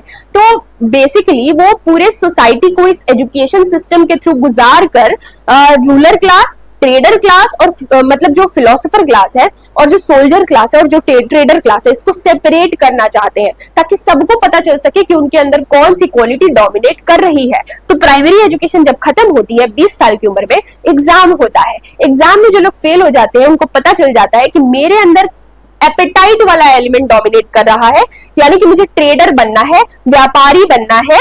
तो अब वो लोग इस रेस से बाहर निकल जाते हैं, इस एजुकेशन सिस्टम की रेस से बाहर निकल जाते हैं, क्योंकि उनको पता चल चुका है कि उनके सोल की डोमिनेंट क्वालिटी क्या है। तो वो ट्रेडर वाले लोग हैं, ट्रेडर क्लास के लोग हैं, अब वो निकल जाते हैं। अब सिर्फ बच जाते हैं सोल्जर क्लास और फिलोसोफर क्लास, जिनकी आगे की शिक्षा दीक्षा को शुरू किया जाता है। ठीक है, अब देखो, अब जो है सेकंड जो है हायर एजुकेशन, अब जो है अभी तक हमने प्राइमरी एजुकेशन की बात की 3 स्टेजेस में जिसको हमने देखा। अब यहाँ पे हम हायर एजुकेशन की शुरुआत करेंगे। ट्रेडर क्लास जा चुका है, अब सिर्फ सोल्जर्स और फिलोसोफर्स की ट्रेनिंग आगे शिक्षा उनको दी जाएगी और ये जो है ये भी 3 स्टेजेस में होगा, 20 से 30 साल की उम्र में, फिर 30 से 35 और फिर 35 से 50 साल तक। अब देखो सबसे पहले 20 से 30 साल तक उनको advance physical and mental and moral training दी जाएगी। अब जो है उनको एडवांस ट्रेनिंग दी जाएगी क्योंकि अब वो हायर एजुकेशन में घुस चुके हैं, तो उनको एडवांस फिजिकल ट्रेनिंग दी जाएगी। एडवांस जो है मॉरल एजुकेशन का एडवांस क्लासेस उनको दी जाएंगी जहां पे उनको डिफिकल्ट मतलब बहुत ज्यादा टफ और हायर लेवल पे चीजों को जाकर के सिखाया जाएगा। उसके बाद 30 साल की उम्र पे उनका दूसरा एग्जाम होगा। At the age of 30 years, मतलब सबसे पहले तो आपका प्राइमरी एजुकेशन दिया गया, उसके बाद सबसे पहला आपका एग्जाम हुआ 20 साल की उम्र में। 20 साल की उम्र में जब आपका एग्जाम हुआ तो आपको जो लोग फेल हो गए उनको पता चल गया कि भाई वो लोग जो है ट्रेडर क्लास से बिलोंग करते हैं, तो वो लोग वहीं पे रुक जाते हैं और अपना प्रोफेशन में घुस जाते हैं। बाकी जो लोग हैं उनकी शिक्षा दीक्षा को फर्दर कंटिन्यू किया जाता है और जो है 20 से 30 साल तक उनको एडवांस फिजिकल मेंटल ट्रेनिंग दी जाती है, मॉरल ट्रेनिंग दी जाती है, ठीक है। उसके बाद 30 साल की उम्र में दोबारा एग्जाम होता है, अनदर ग्रैंड एग्जामिनेशन, और इस एग्जाम में जो लोग फेल हो जाते हैं पता चल जाता है कि वो लोग सोल्जर क्लास का हिस्सा है क्योंकि उनके अंदर करेज वाला एलिमेंट डोमिनेट करता है। इसी तरीके से एग्जाम को कंडक्ट किया जाता है ताकि पता चल सके कि किसके अंदर कौन सा क्वालिटी डोमिनेट कर रहा है। तो 30 साल की उम्र में जो दोबारा एग्जाम होता है उसमें जो लोग फेल होते हैं वो सोल्जर क्लास, उनको पता चल जाता है कि भाई मेरे अंदर करेज का एलिमेंट डोमिनेट कर रहा है, मुझे सोल्जर बनना है, वो चले जाते हैं। तो भाई और जो लोग पास कर जाते हैं वो फिर उनको पता चल जाता है कि हम फिलोसोफर क्लास का हिस्सा है, हम रूलिंग क्लास का हिस्सा है, और फर्दर उनकी एजुकेशन को कंटिन्यू किया जाता है। तो 30 से अब जो लोग पास हो चुके हैं इस 30 इयर्स की एज में जो एग्जाम हुआ उसमें जो पास हो चुके हैं वो लोग फिलोसोफर क्लास है, रूलर क्लास है। तो उनकी एजुकेशन यानी शिक्षा दीक्षा को फिर आगे कंटिन्यू किया जाता है और 30 से 35 साल की उम्र तक यानी कि 15 साल तक फिलॉसफी उनको सिखाई जाती है, दर्शन सिखाया जाता है। एडवांस लेवल पे जाकर के उनको दर्शन की शिक्षा दी जाती है क्योंकि वो आगे जाकर रूलर बनने वाले हैं, ठीक है। उसके बाद क्या होता है, 50 साल की उम्र में 50 इयर्स की एज में फाइनल एग्जाम होता है। सबसे पहले एक बार देख लेते हैं, 50 इयर्स की एज में फाइनल एग्जाम होता है और जो लोग पास करते हैं वो रूलर बन जाते हैं और जो फेल कर जाते हैं वो ऑक्सिलरीज बन जाते हैं। एग्जाम्पल से समझाती हूँ, जैसे कैबिनेट मिनिस्टर्स हैं तो उसमें बहुत सारे मिनिस्टर्स हैं और एक प्राइम मिनिस्टर है जो उसका हेड होता है। तो मान लो कि जो पास हो गए उनको प्राइम मिनिस्टर बना दिया गया और जो फेल हो गया उनको कैबिनेट मिनिस्टर बना दिया गया। मतलब है सभी रूलर्स, लेकिन जो इसमें पास करेगा वो मेन राजा बनेगा और जो इसमें फेल भी कर गया ना इस 50 साल वाले एग्जाम में वो भी जो है बहुत बड़े पोस्ट को जो है होल्ड करेगा, वो मान लो एडवाइजर बन जाएगा, राजा का सलाहकार बन जाएगा, इस तरीके से, ठीक है। तो 50 इयर्स की एज में फाइनल एग्जाम होगा, जो पास होंगे वो रूलर्स बनेंगे और जो फेल होंगे वो ऑक्सिलरी क्लास को ज्वाइन करेंगे, मतलब वो जो राजा को एडवाइस देते हैं या जो फर्दर राजा बनने की काबिलियत रखते हैं, मतलब बेसिकली वो एडवाइजर्स बन जाते हैं। आप कैबिनेट मिनिस्टर्स की तरह कंपेयर थोड़ा बहुत कर सकते हैं, ठीक है। तो इस तरीके से एजुकेशन सिस्टम से गुजरने के बाद जो है पूरे सभी लोग जो है अपने सोल की डोमिनेंट क्वालिटी को पहचान लेंगे, उस हिसाब से उस प्रोफेशन को चुन लेंगे और उस प्रोफेशन का हिस्सा बन जाएंगे। तो बेसिकली हमने देखा कि 2 लेवल पे, एक तो पहले प्राइमरी एजुकेशन फिर हायर एजुकेशन। प्राइमरी एजुकेशन में 3 स्टेजेस उन्होंने हमें बताया। सबसे पहला एग्जाम जो है 20 साल की उम्र में होगा, उसमें जो फेल होगा वो ट्रेडर बन जाएगा। फिर उसके बाद 30 साल की उम्र में एक और एग्जाम होगा, उसमें जो फेल होगा वो सोल्जर बन जाएगा। और फिर 50 साल में जो एग्जाम होगा उसमें जो फेल होगा वो ऑक्सिलरी क्लास को ज्वाइन कर लेगा, यानी वो लोग जो सलाह देते हैं राजा को, और जो पास हो जाएगा वो फिलोसोफर किंग यानी दार्शनिक राजा बनने के लिए जो है आगे बढ़ेगा। अब देखो now many philosopher will be produce. अब देखो बहुत सारे लोग, एक कोई इंसान तो निकल कर आएगा नहीं जो पास होगा, बहुत सारे लोग पास होंगे इस एग्जाम में। 50 साल की उम्र में जो फाइनल एग्जाम हुआ है, तो अब क्या होगा, अब सबको तो एक साथ राजा बनाया नहीं जा सकता है, तो क्या होता है, then how to select philosopher king और क्वीन। अब प्लेटो जो है लड़का लड़की में अंतर नहीं करते हैं, वो कहते हैं वो किंग भी हो सकता है क्वीन भी हो सकता है, लड़कियों को भी सेम एजुकेशन सिस्टम से गुजारा जाएगा। इसलिए उनको उनके शिष्य एरिस्टोटल क्रिटिसाइज भी करते हैं क्योंकि अरस्तु को लगता है कि फीमेल्स के लिए एजुकेशन सिस्टम नहीं होना चाहिए। तो भाई प्लेटो कहते हैं कि जब 50 साल की उम्र में ये लोग पास आउट होंगे, एक इंसान तो पास होगा नहीं, बहुत सारे होंगे, तो किसको राजा बनाया जाए, तो या किसको रानी बनाया जाए? तो प्लेटो कहते हैं philosopher will have no lust for power, he has love for knowledge, यानी कि वो जिसको राजा बनाया जाना चाहिए उसको सत्ता के लिए उसके मन में लालच ना हो, उसको सिर्फ ज्ञान की तलाश हो, ज्ञान के प्रति वो प्रेमी हो। तो real philosophers will be unwilling to rule, people will then request them to rule, then they will accept the responsibility of ruling one by one for a limited period। वो क्या कह रहे हैं कि 50 साल की उम्र में कुछ लोग पास हुए, एक लोग तो है नहीं, बहुत सारे लोग हैं, तो वो कहते हैं कि उसमें से वो लोग जिनको राजा बनने का कोई चाह नहीं होगा, वो तो भाई ज्ञान की तलाश में जाना चाहते हैं और क्वेश्चन करके, रीजनिंग करके, भाई तर्क वितर्क करके वो ज्ञान प्राप्त करना चाहते हैं, वो तो उसी में खुश है, उनको राजा बनने का कोई शौक नहीं है। वो लोग असली में राजा बनाए जाने चाहिए। उनसे फिर जनता रिक्वेस्ट करेगी कि प्लीज थोड़े दिनों के लिए अपने ज्ञान की तलाश को रोक दीजिए और हमारे राजा बन जाइए, ताकि हमारे एथेंस में आइडियल स्टेट यानी आदर्श राज्य एस्टैब्लिश हो सके, क्योंकि आप ही वो है जिसके अंदर रीजन का एलिमेंट डोमिनेट कर रहा है और आपके अंदर जो तर्क शक्ति है उसमें कनिंगनेस नहीं है, लालच नहीं है, आप ही एथेंस को आइडियल स्टेट बना सकते हैं। तो प्लीज रुक जाइए और हमारे एथेंस को रूल करिए। तो वो एथेंस को फिर रूल करेगा कुछ दिन के लिए, फिर वो जाए हटा के दूसरे को बनाया जाएगा, लिमिटेड पीरियड के लिए वो रूल करेगा। कौन रूल करेगा? जिसने 50 साल की एज में ये एग्जाम पास किया है, प्लस उसके अंदर रूल करने के लिए लालच नहीं है, वो तो ज्ञान की प्राप्ति में जाना चाहता है, उससे लोग रिक्वेस्ट करेंगे तो कुछ दिनों के लिए रूल करेगा, फिर ज्ञान की प्राप्ति में निकल जाएगा, फिर दूसरा आके रूल करेगा। इस तरीके से ये पूरा एजुकेशन सिस्टम रन करेगा, जहां पे उनकी थियरी ऑफ जस्टिस को प्रैक्टिकल इंप्लीकेशन होगा और एथेंस को एक आइडियल स्टेट यानी कि आदर्श राज्य बनाया जाएगा। तो ये उनका पूरा जो है एजुकेशन की थियरी थी। ठीक है, अब देखिए हमने अब तक क्या देखा। तो भाई हमने पहले इंट्रोडक्शन देखा, उसके बाद उनकी जो है आइडियाज यानी कि फॉर्म्स की थियरी को समझा, उसके बाद उनकी जस्टिस की थियरी को समझा, उसके बाद उनके एजुकेशन की थियरी को समझा, और अब हम उनके कम्युनिज्म की थियरी को समझेंगे। तो उनकी कम्युनिज्म की थियरी क्या है? बेसिकली देखिए, उनको कहा गया कि भाई जो राजा है हम मानते हैं कि राजा के अंदर रीजन यानी तर्क शक्ति डोमिनेट कर रही है, लेकिन मान लीजिए कि अगर उनके अंदर करेज और एपेटाइट भी तो है, क्या पता कि पावर में आने के बाद उनके अंदर का एपेटाइट या करेज डोमिनेट करने लग जाए और वो गलत दिशा में निकल जाए और लोगों को गलत तरीके से रूल करे, तब क्या होगा? तो इस चीज से बचने के लिए, करप्शन से बचने के लिए, उसके ऊपर एक गेट लगाने के लिए, एक सेफ्टी बनाने के लिए प्लेटो ने कम्युनिज्म का सिद्धांत दिया। तो क्या कहते हैं? वो कहते हैं कि भाई देखो, जो ये गार्जियन क्लास है, गार्जियन क्लास कौन, ये भी आपको याद रखना है।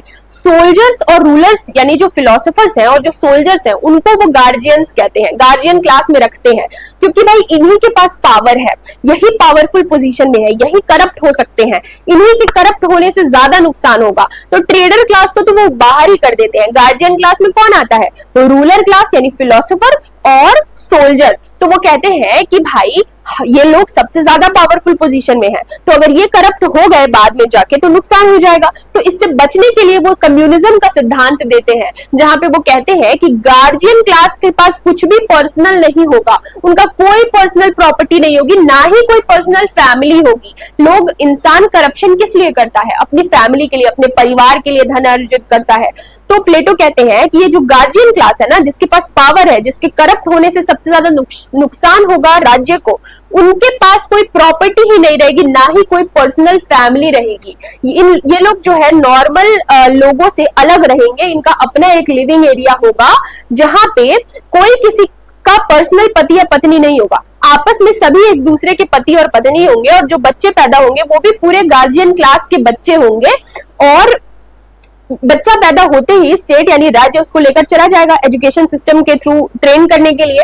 तो किसी को पता ही नहीं रहेगा कि कौन किसका बच्चा है, और ना ही कोई किसी का पति, ना ही कोई किसी की पत्नी। तो ये गार्जियन क्लास जो है वो नॉर्मल जनता से अलग रहेगी, इनके पास कोई लग्जरी वाला पर्सनल आइटम नहीं होगा, जो भी सामान ये यूज करेंगे वो पूरी कम्युनिटी का होगा। अगर ये एक वाटर बॉटल भी ओन करते हैं तो वो पूरी कम्युनिटी ओन करेगी, किसी का कोई पर्सनल प्रॉपर्टी नहीं होगा, ना ही कोई पर्सनल फैमिली होगी, ना ही बच्चे होंगे, ना ही, जब ये सब नहीं होगा तो भाई वो इंसान करप्शन ही नहीं करेगा। तो इसी को क्रिटिसाइज करते हुए बाद में उनके जो शिष्य है अरस्तु, वो कहते हैं कि भाई आपने जो दवा दिया है ना आपने, जो सोल्यूशन बताया है वो प्रॉब्लम से भी ज्यादा खतरनाक है, इस तरीके से उनको क्रिटिसाइज करते हैं। लेकिन आपको क्रिटिसाइज नहीं करना है, आपको पढ़ना है, क्योंकि भाई अगर आप उनको पढ़ रहे हैं तो कुछ तो उन्होंने रेवोल्यूशनरी किया होगा। उस वक्त इस तरीके की बात करना बहुत बड़ी बात है। औरतों को कहना कि सेम एजुकेशन सिस्टम से गुजारेंगे, बच्चा स्टेट की कस्टडी में चला जाएगा, फीमेल्स पूरी तरीके से फ्री हैं, अब वो एथेंस में पार्टिसिपेट कर सकती हैं स्टेट के वर्क में, इस तरीके की बात करते हैं। फिलोसोफर क्वीन की बात करते हैं, उस समय तो बहुत रेवोल्यूशनरी थिंकर थे, इसी वजह से हम उनको पढ़ते हैं। तो क्रिटिसाइज नहीं करना है, पहले पढ़ना है, खूब पढ़ लो, जब उस सिचुएशन में पहुंच जाओगे तब क्रिटिसाइज करना प्रॉपर आर्ग्यूमेंट्स के साथ। तो हम कम्युनिज्म का सिद्धांत क्या है कि भाई करप्शन से बचने के लिए कहते हैं कि गार्जियन क्लास के पास ना ही कोई पर्सनल फैमिली होगी, ना ही कोई पर्सनल प्रॉपर्टी होगी, वो नॉर्मल जनता से बिल्कुल अलग रहेंगे और सभी एक दूसरे के पति पत्नी हैं। बच्चा पता ही नहीं रहेगा कि कौन किसका बच्चा है, ताकि वो उसके लिए धन अर्जित ना करे, करप्शन ना करे, और सभी एक दूसरे के पति पत्नी, बच्चा पूरी कम्युनिटी का बच्चा, और इस तरीके से करप्शन से बचा जा सकता है। यही उनके कम्युनिज्म का सिद्धांत है। बेसिकली देखो क्या होता है कि प्लेटो एथेंस को एक आइडियल स्टेट यानी आदर्श राज्य बनाना चाहते थे। अब उस आइडियल स्टेट को स्टैब्लिश करने के लिए उनको जस्ट स्टेट यानी न्याय, जब तक आइडियल स्टेट यानी एथेंस को आदर्श राज्य बनाना है तो सबसे पहले जस्टिस यानी न्याय को स्टैब्लिश करना होगा। तो उस न्याय को स्टैब्लिश करने के लिए प्लेटो जो है जस्टिस की थ्योरी देते हैं अपनी किताब द रिपब्लिक में। अब इस थ्योरी के हिसाब से जो हमने डिस्कस किया कि हर कोई अपने सोल की डोमिनेंट क्वालिटी को जब पहचान लेगा और जब पूरे स्टेट के लोग ऐसा कर लेंगे तो सोशल लेवल पे जस्टिस स्टैब्लिश हो जाएगा। तो अब प्लेटो कहते हैं कि Plato describe philosophers and soldiers together as guardian class. तो प्रॉब्लम ये हुई कि गार्जियन क्लास के अंदर जो है एपेटाइट भी तो डोमिनेट कर सकता है, वो करप्ट भी हो सकते हैं। तो प्लेटो ने सोल्यूशन दिया कि एक उनके लिए एक पर्टिकुलर लिविंग का स्टाइल ऑफ लिविंग बताया उन्होंने कि भाई पूरे समाज से अलग रहेंगे और किसी कोई पर्सनल प्रॉपर्टी नहीं होगी। कम्युनिज्म का मतलब क्या होता है? Rejection of private property and support for common ownership. अगर कम्युनिज्म का मतलब क्या है कि जो है पर्सनल ओनरशिप नहीं होगी, कुछ भी पर्सनल नहीं है, रिजेक्शन ऑफ प्राइवेट ओनरशिप, मेरी कोई पर्सनल प्रॉपर्टी नहीं है और जो भी मेरे पास है वो पूरे समाज का है, कॉमन ओनरशिप की बात होती है कम्युनिज्म में। तो प्लेटो ने कहा कि जो गार्जियन क्लास है यानी कि जो फिलोसफर्स और जो सोल्जर्स हैं उनके लिए कम्युनिज्म कर दिया कि उनके पास जो भी प्रॉपर्टी है उसका कम्युनिज्म कर दिया और फैमिली का भी कम्युनिज्म कर दिया, ताकि करप्शन होने का कोई चांस ही ना रह जाए। ठीक है,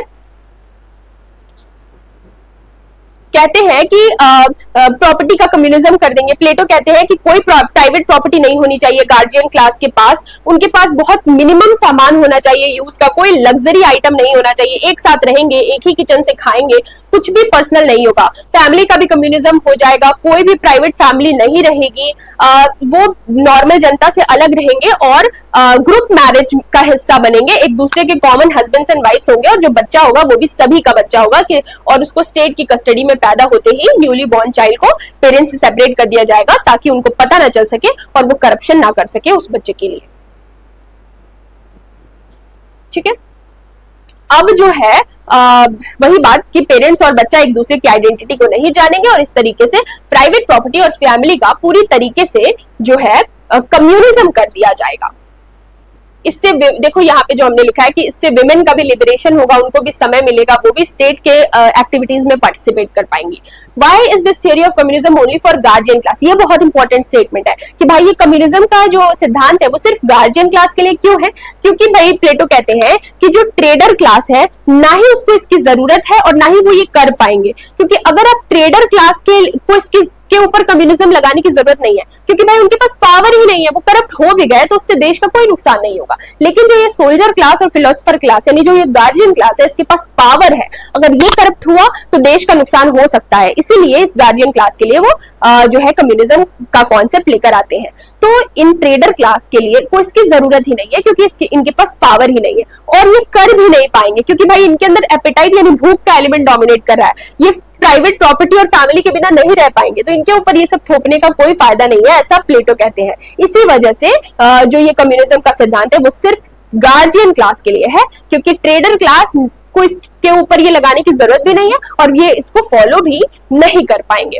अब देखो ये पूरा प्लेटो वन शॉट हमने कंप्लीट कर लिया है और भाई हमने प्रॉपर तरीके से पहले हमने बैकग्राउंड कवर किया, जहां पे हमने एथेंस और स्पार्टा की कहानी को समझा, जो पेलोपोनेशियन वॉर का क्या स्टोरी था, वो क्या दौर था, प्लेटो ने जो देखा, जिसका प्लेटो के ऊपर जो है इम्पैक्ट पड़ा, उसको समझने की कोशिश की, एथेंस और स्पार्टा को समझने की कोशिश की, प्लेटो का पूरा इंट्रोडक्शन देखा, उनके गुरु सोक्रेटिस के बारे में देखा, एथेंस में क्या करप्शन चल रहा था, प्लेटो किस वजह से परेशान थे वो समझने की कोशिश की। उसके बाद एक एक करके हमने उनकी थियरीज को जाना, उनकी थियरी ऑफ आइडियाज यानी फॉर्म्स को समझने की कोशिश की। वीडियो खत्म नहीं हुआ है, अभी एमसीक्यू क्वेश्चन प्रैक्टिस करना है।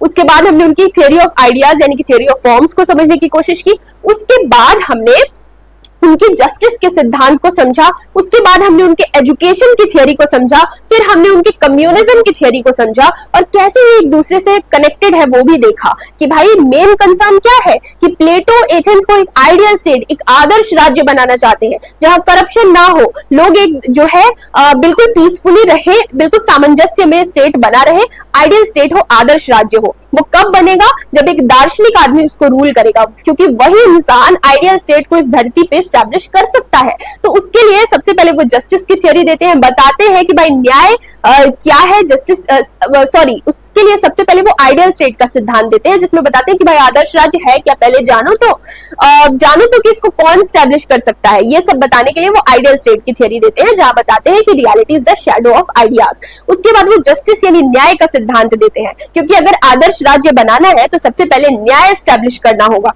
वो कैसे होगा उसको बताने के लिए वो भाई एलेगरी ऑफ केव देते हैं और जो है सोल की थियरी देते हैं कि हर इंसान की आत्मा में 3 तत्व हैं और जिसके अंदर जो डोमिनेट कर रहा है वो उस क्लास को ज्वाइन करे। उसके बाद फिर जस्टिस के सिद्धांत में वो बताते हैं कि कैसे आप अपने सोल की डोमिनेंट क्वालिटी को पहचान के न्याय यानी जस्टिस को एस्टैब्लिश कर सकते हैं। उसके बाद फिर वो एजुकेशन की थियरी देते हैं। अब इस जस्टिस की थियरी को जो है प्रैक्टिकल इंप्लीकेशन के लिए वो एजुकेशन का पूरा सिस्टम डिजाइन करते हैं, जिससे हो करके आप अपने सोल की डोमिनेंट क्वालिटी को पहचान पाएंगे। उसके बाद फिर वो कम्युनिज्म की थियरी देते हैं कि भाई जो ये गार्जियन क्लास है अगर वो करप्ट हो गया तो क्या करें, तो उसके लिए वो कम्युनिज्म का सिद्धांत देते हैं कि भाई कम्युनिज्म कर दो, ना इनके पास फैमिली रहेगी प्राइवेट, ना प्राइवेट प्रॉपर्टी रहेगी, तो ये करप्शन करेंगे ही नहीं। इस तरीके से हम एक प्रॉपर कनेक्शन देख सकते हैं उनकी सारी थियरीज के बीच में। तो अब हम उनकी सारी इंपॉर्टेंट थियरीज को समझ चुके हैं। अब आपके एग्जाम में क्या इंपॉर्टेंट क्वेश्चंस पूछे गए हैं सीयूईटी पीजी 2026 जिसकी आप तैयारी कर रहे हैं, उसी एग्जाम के प्रीवियस ईयर क्वेश्चंस में इस टॉपिक से क्या क्या सवाल आए हैं उसको डिस्कस करने की कोशिश करेंगे। एक बार फिर से मैं बता दूं कि अगर आप सीयूईटी पीजी 2026 की तैयारी कर रहे हैं तो द हिस्टोरिका के इस प्लेटफॉर्म के थ्रू आप पेड कोर्सेज का हिस्सा बन सकते हैं और मेरे साथ अपनी इस जर्नी को, तैयारी को शुरू कर सकते हैं। कैसे ज्वाइन करना है तो स्क्रीन पे कुछ नंबर्स दिए हुए हैं, वहां पे आप कॉल करके कांटेक्ट कर सकते हैं। द हिस्टोरिका का ऐप डाउनलोड करके वहां से भी कोर्स को परचेज कर सकते हैं। ऐप का भी लिंक आपको डिस्क्रिप्शन बॉक्स में मिल जाएगा। अब देखिए डिस्कस करते हैं कि भाई क्या क्या प्रीवियस ईयर क्वेश्चंस पूछे गए हैं इस टॉपिक से। पहला सवाल आपकी स्क्रीन पर है कि Thucydides text on Peloponnesian war is a story between which ancient states. मतलब थ्यूसिडाइडस जो है एक इंटरनेशनल रिलेशंस में हम इनको बड़ा पढ़ते हैं, ये एक थिंकर है, उन्होंने एक किताब लिखी है पेलोपोनेशियन वॉर के ऊपर, उन्होंने एक किताब लिखी है, बहुत फेमस किताब है ये। मेलियन डायलॉग भी थ्यूसिडाइडस की बहुत फेमस किताब है, वो भी एग्जाम में पूछता है, उसको भी आपको याद रखना है। तो थ्यूसिडाइडस ने जो टेक्स्ट लिखा है ऑन पेलोपोनेशियन वॉर, वो किस और वो किन एंशिएंट स्टेट्स के बीच की कहानी है। तो भाई जैसा कि मैंने आपको स्टार्टिंग में ही बताया था, इसका आंसर आप सभी को पता होगा, जिनको नहीं भी पता है मैं बता दूं, एथेंस और स्पार्टा। तो थ्यूसिडाइडस ने जो किताब लिखी है जिसमें वो पेलोपोनेशियन वॉर की कहानी बता रहे हैं, उसमें वो किस किस सिटी किन के बीच की कहानी बता रहे हैं। तो बेसिकली वो एथेंस और स्पार्टा, यानी कि ये रहा हमारा एथेंस और ये रहा हमारा स्पार्टा, और ये दोनों कहाँ है, ये दोनों ग्रीस में है। ग्रीस छोटे छोटे सिटी स्टेट्स यानी नगर राज्यों में बटा हुआ है, उसी में से 2 सिटी स्टेट्स ये हैं एथेंस और स्पार्टा, जिनके बीच में घमासान युद्ध चला। एथेंस और स्पार्टा के बीच में युद्ध चला, जहां पे अंत में जो है किसका कौन जीता, अंत में स्पार्टा जीतता है, लेकिन जो है पूरा ग्रीस का जो एम्पायर है उसका पतन हो जाता है, क्योंकि आपको पता है कि जब भी दो देशों के बीच में युद्ध होता है तो एंड में जो है दोनों को ही बहुत ज्यादा नुकसान का सामना करना पड़ता है। तो थ्यूसिडाइडस ने जो किताब लिखी पेलोपोनेशियन वॉर, वो एथेंस और स्पार्टा के बीच की कहानी है, उनके युद्ध की कहानी है।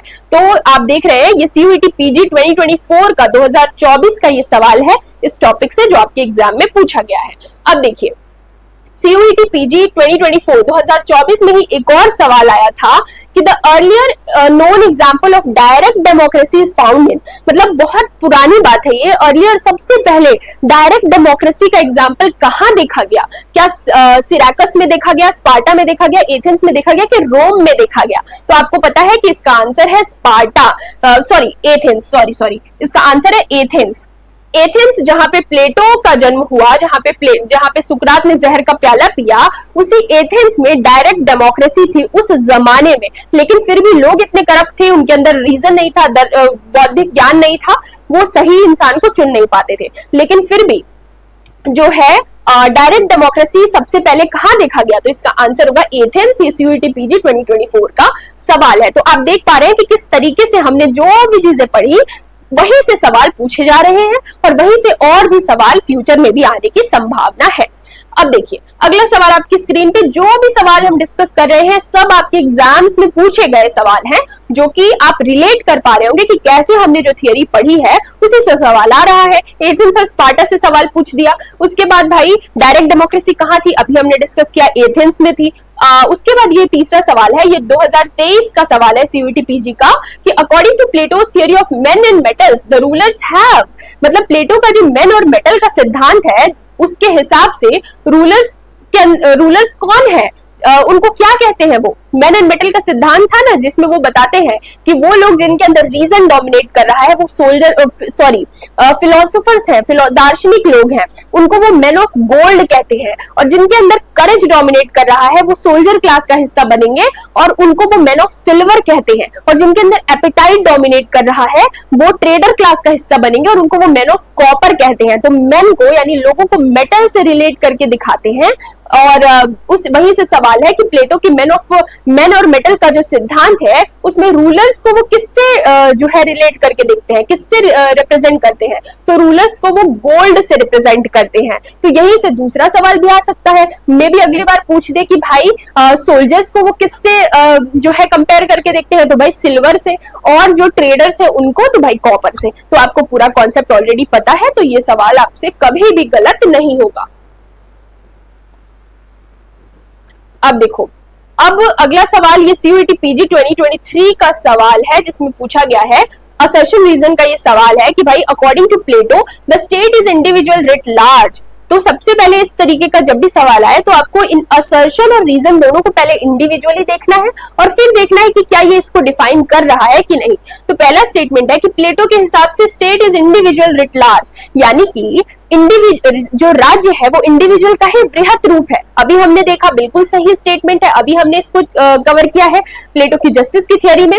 उसके बाद रीजन ये बता रहे हैं कि the virtues found in an individual are found in larger form in the state, यानी कि इंडिविजुअल के अंदर जो गुण पाए जाते हैं वही गुण लार्जर फॉर्म में राज्य के अंदर भी पाए जाते हैं। तो बिल्कुल सही स्टेटमेंट है और ये जो है रीजन असर्शन को एक्सप्लेन भी कर रहा है। बिल्कुल सही भाई, कि भाई जो गुण इंसान में इंडिविजुअल लेवल पे पाए जाते हैं राज्य में वही वृहत रूप में पाए जाते हैं। इसी वजह से वो कहते हैं कि state is individual writ large, यानी कि राज्य जो है वो व्यक्ति का वृहत रूप है। तो बिल्कुल ये दोनों स्टेटमेंट सही है और रीजन जो है असर्शन को एक्सप्लेन भी कर रहा है। तो आंसर ऑप्शन नंबर ए हो जाएगा कि भाई both are correct and reason is also explaining the assertion. ठीक है, अगला सवाल आपकी स्क्रीन पे है, ये CUET PG 2021 का सवाल है। 2021 में ये सवाल पूछा गया था कि the concept of form is primarily associated भी। तो ये आपको बिल्कुल बहुत आसान सा सवाल है कि भाई फॉर्म का कंसेप्ट किसने दिया था।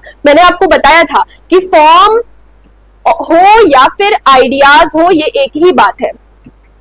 थियरी ऑफ फॉर्म्स या थियरी ऑफ आइडियाज एक ही बात है। तो फॉर्म का कॉन्सेप्ट किसने दिया था? तो भाई जो ये फॉर्म का कॉन्सेप्ट है वो हमारे प्लेटो ने दिया था। आपको बिल्कुल इसका आंसर पता है, बहुत ही सिंपल क्वेश्चन। अब देखिए अगला सवाल आपकी स्क्रीन, और ये सभी प्रीवियस ईयर क्वेश्चंस है जो आपके एग्जाम में पूछे गए हैं।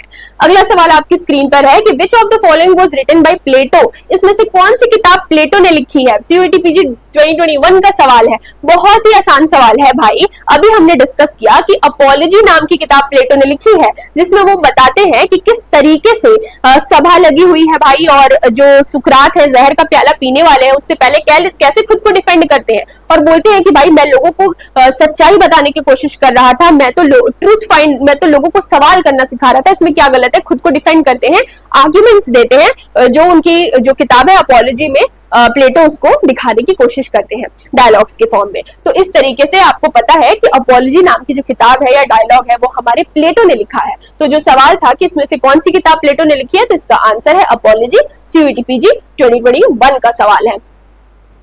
अब देखिए असर्शन रीजन का क्वेश्चन है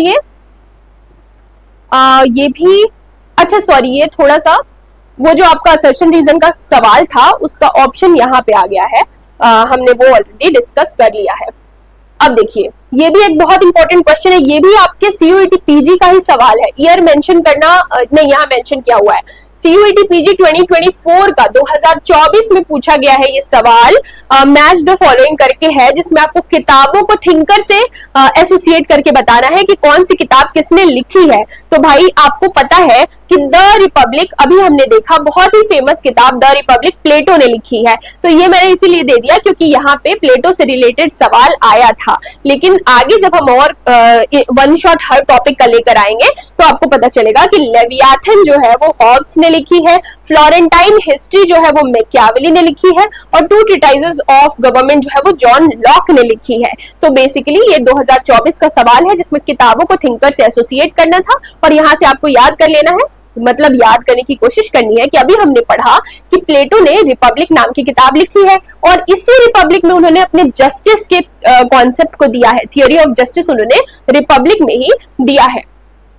उसके बाद एक और 2024 में ये सवाल आया था सीयूईटी पीजी में कि which who among the following is author of the book statesman. हमने ये भी अभी डिस्कस किया था, स्टेट्समैन नाम की किताब किसने लिखी है, तो भाई हमारे प्लेटो ने लिखी है। तो हमने बताया, अभी डिस्कस किया कि भाई इस किताब में प्लेटो बताते हैं कि स्टेट्समैन यानी कि एक स्टेट के मैन को, यानी स्टेट के राजा को, फिलोसोफर किंग, दार्शनिक राजा को कैसा होना चाहिए, राजा को दार्शनिक होना चाहिए।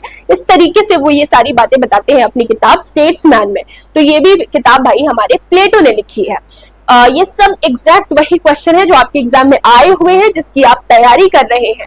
अब देखिए सीयूईटी पीजी 2025 यानी 2025 का सवाल है, इसी बार ये सवाल पूछा गया है कि भाई knowledge without justice ought to be called cunning rather than wisdom, who said these words. ये किसने कहा कि भाई सिर्फ नॉलेज होने से कुछ नहीं होगा। जैसे बताते हैं ना प्लेटो की 50 साल की उम्र में जो आखिरी फाइनल एग्जाम होगा उसमें बहुत सारे लोग सेलेक्ट होकर आएंगे, तो उसमें से नॉलेज तो सबके पास है, लेकिन वो इंसान जिसके पास नॉलेज के साथ साथ जस्टिस यानी मतलब वो इंसान जो है उसको जो है सत्ता से उसको लालच ना हो, वो ज्ञान के प्यार में पड़ा हुआ है, उसको लालच नहीं है, उसके अंदर कनिंगनेस वाला ज्ञान नहीं है।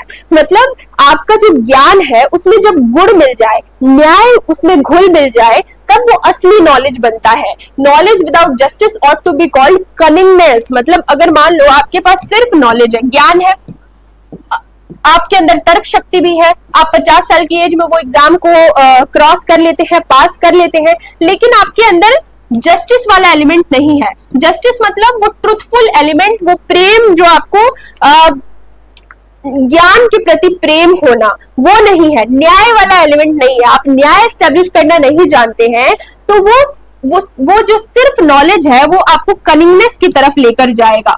ठीक है, कनिंगनेस की तरफ लेकर जाएगा, आपको क्रूर बनाएगा, चालाक बनाएगा। लेकिन उसी नॉलेज के साथ अगर जस्टिस जुड़ जाएगा तब जाकर के आप सच्ची में जो है ठीक तरीके से रूल कर पाएंगे। तो knowledge without justice ought to be called cunningness rather than wisdom, यानी कि जब नॉलेज के साथ जस्टिस मिल जाता है तो वो विजडम बन जाता है। विजडम मतलब क्या, विजडम और नॉलेज में अंतर है। प्लेटो कहते हैं कि जब आपके ज्ञान के साथ जस्टिस भी मिल जाता है, न्याय भी मिल जाता है, तब जाकर के वो विजडम बनता है। और एक राजा के पास विजडम होना चाहिए। एक फिलोसोफर किंग कैसा होना चाहिए, एक राजा कैसा होना चाहिए, जिसके पास नॉलेज भी हो और उसके पास जो है जस्टिस भी स्टैब्लिश करने की शक्ति हो, वो क्रूर ना हो, उसके पास सत्ता का प्रेम ना हो, वो तो सच की तलाश में जाना चाहता है। तो नॉलेज के साथ जब जस्टिस यानी न्याय भी मिल जाएगा तो वो विजडम बन जाएगा। और अगर सिर्फ नॉलेज है, न्याय नहीं है, तो फिर वो कनिंगनेस की तरफ ले जाएगा, क्रूर बनाएगा आपको।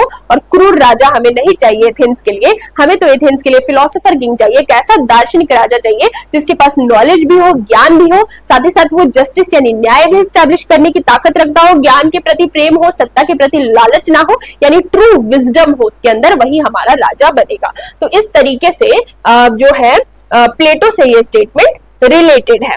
तो ये 2025 का सवाल है कि भाई knowledge without justice ought to be called cunning rather than wisdom, यानी कि वो नॉलेज जो जस्टिस के से परे है, जस्टिस के बिना है, वो जो है उसको हम कनिंगनेस कह सकते हैं, क्रूरता कह सकते हैं, चालाकी कह सकते हैं, उसको विजडम नहीं कह सकते हैं। विजडम तभी बनेगा जब नॉलेज के साथ जस्टिस मिलेगा, न्याय मिलेगा। तो ये किसके स्टेटमेंट, ये किसने कहा है, ये किससे जुड़ा हुआ है? तो भाई ये प्लेटो से जुड़ा हुआ है। तो ये CUET PG 2025 का सवाल था जो हमने अभी डिस्कस किया। तो इस तरीके से पूरा हमने प्रीवियस ईयर क्वेश्चन, पूरे सभी सवाल को डिस्कस कर लिया है जो भी आपके एग्जाम में पूछे हुए हैं।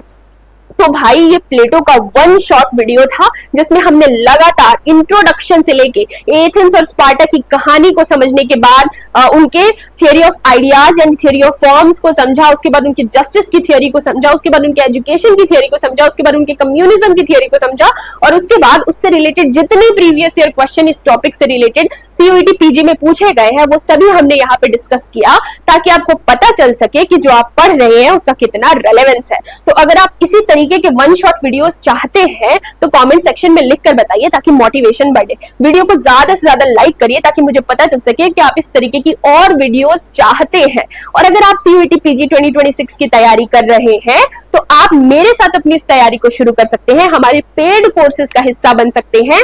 अगर आप पेड कोर्सेज में जुड़ना चाहते हैं तो स्क्रीन पर दिए गए नंबर पे कॉल करके आप बात कर सकते हैं, पता कर सकते हैं, या फिर आप द हिस्टोरिका का ऐप डाउनलोड कर लीजिए और वहां से जाकर डायरेक्टली आप कोर्स परचेज कर सकते हैं।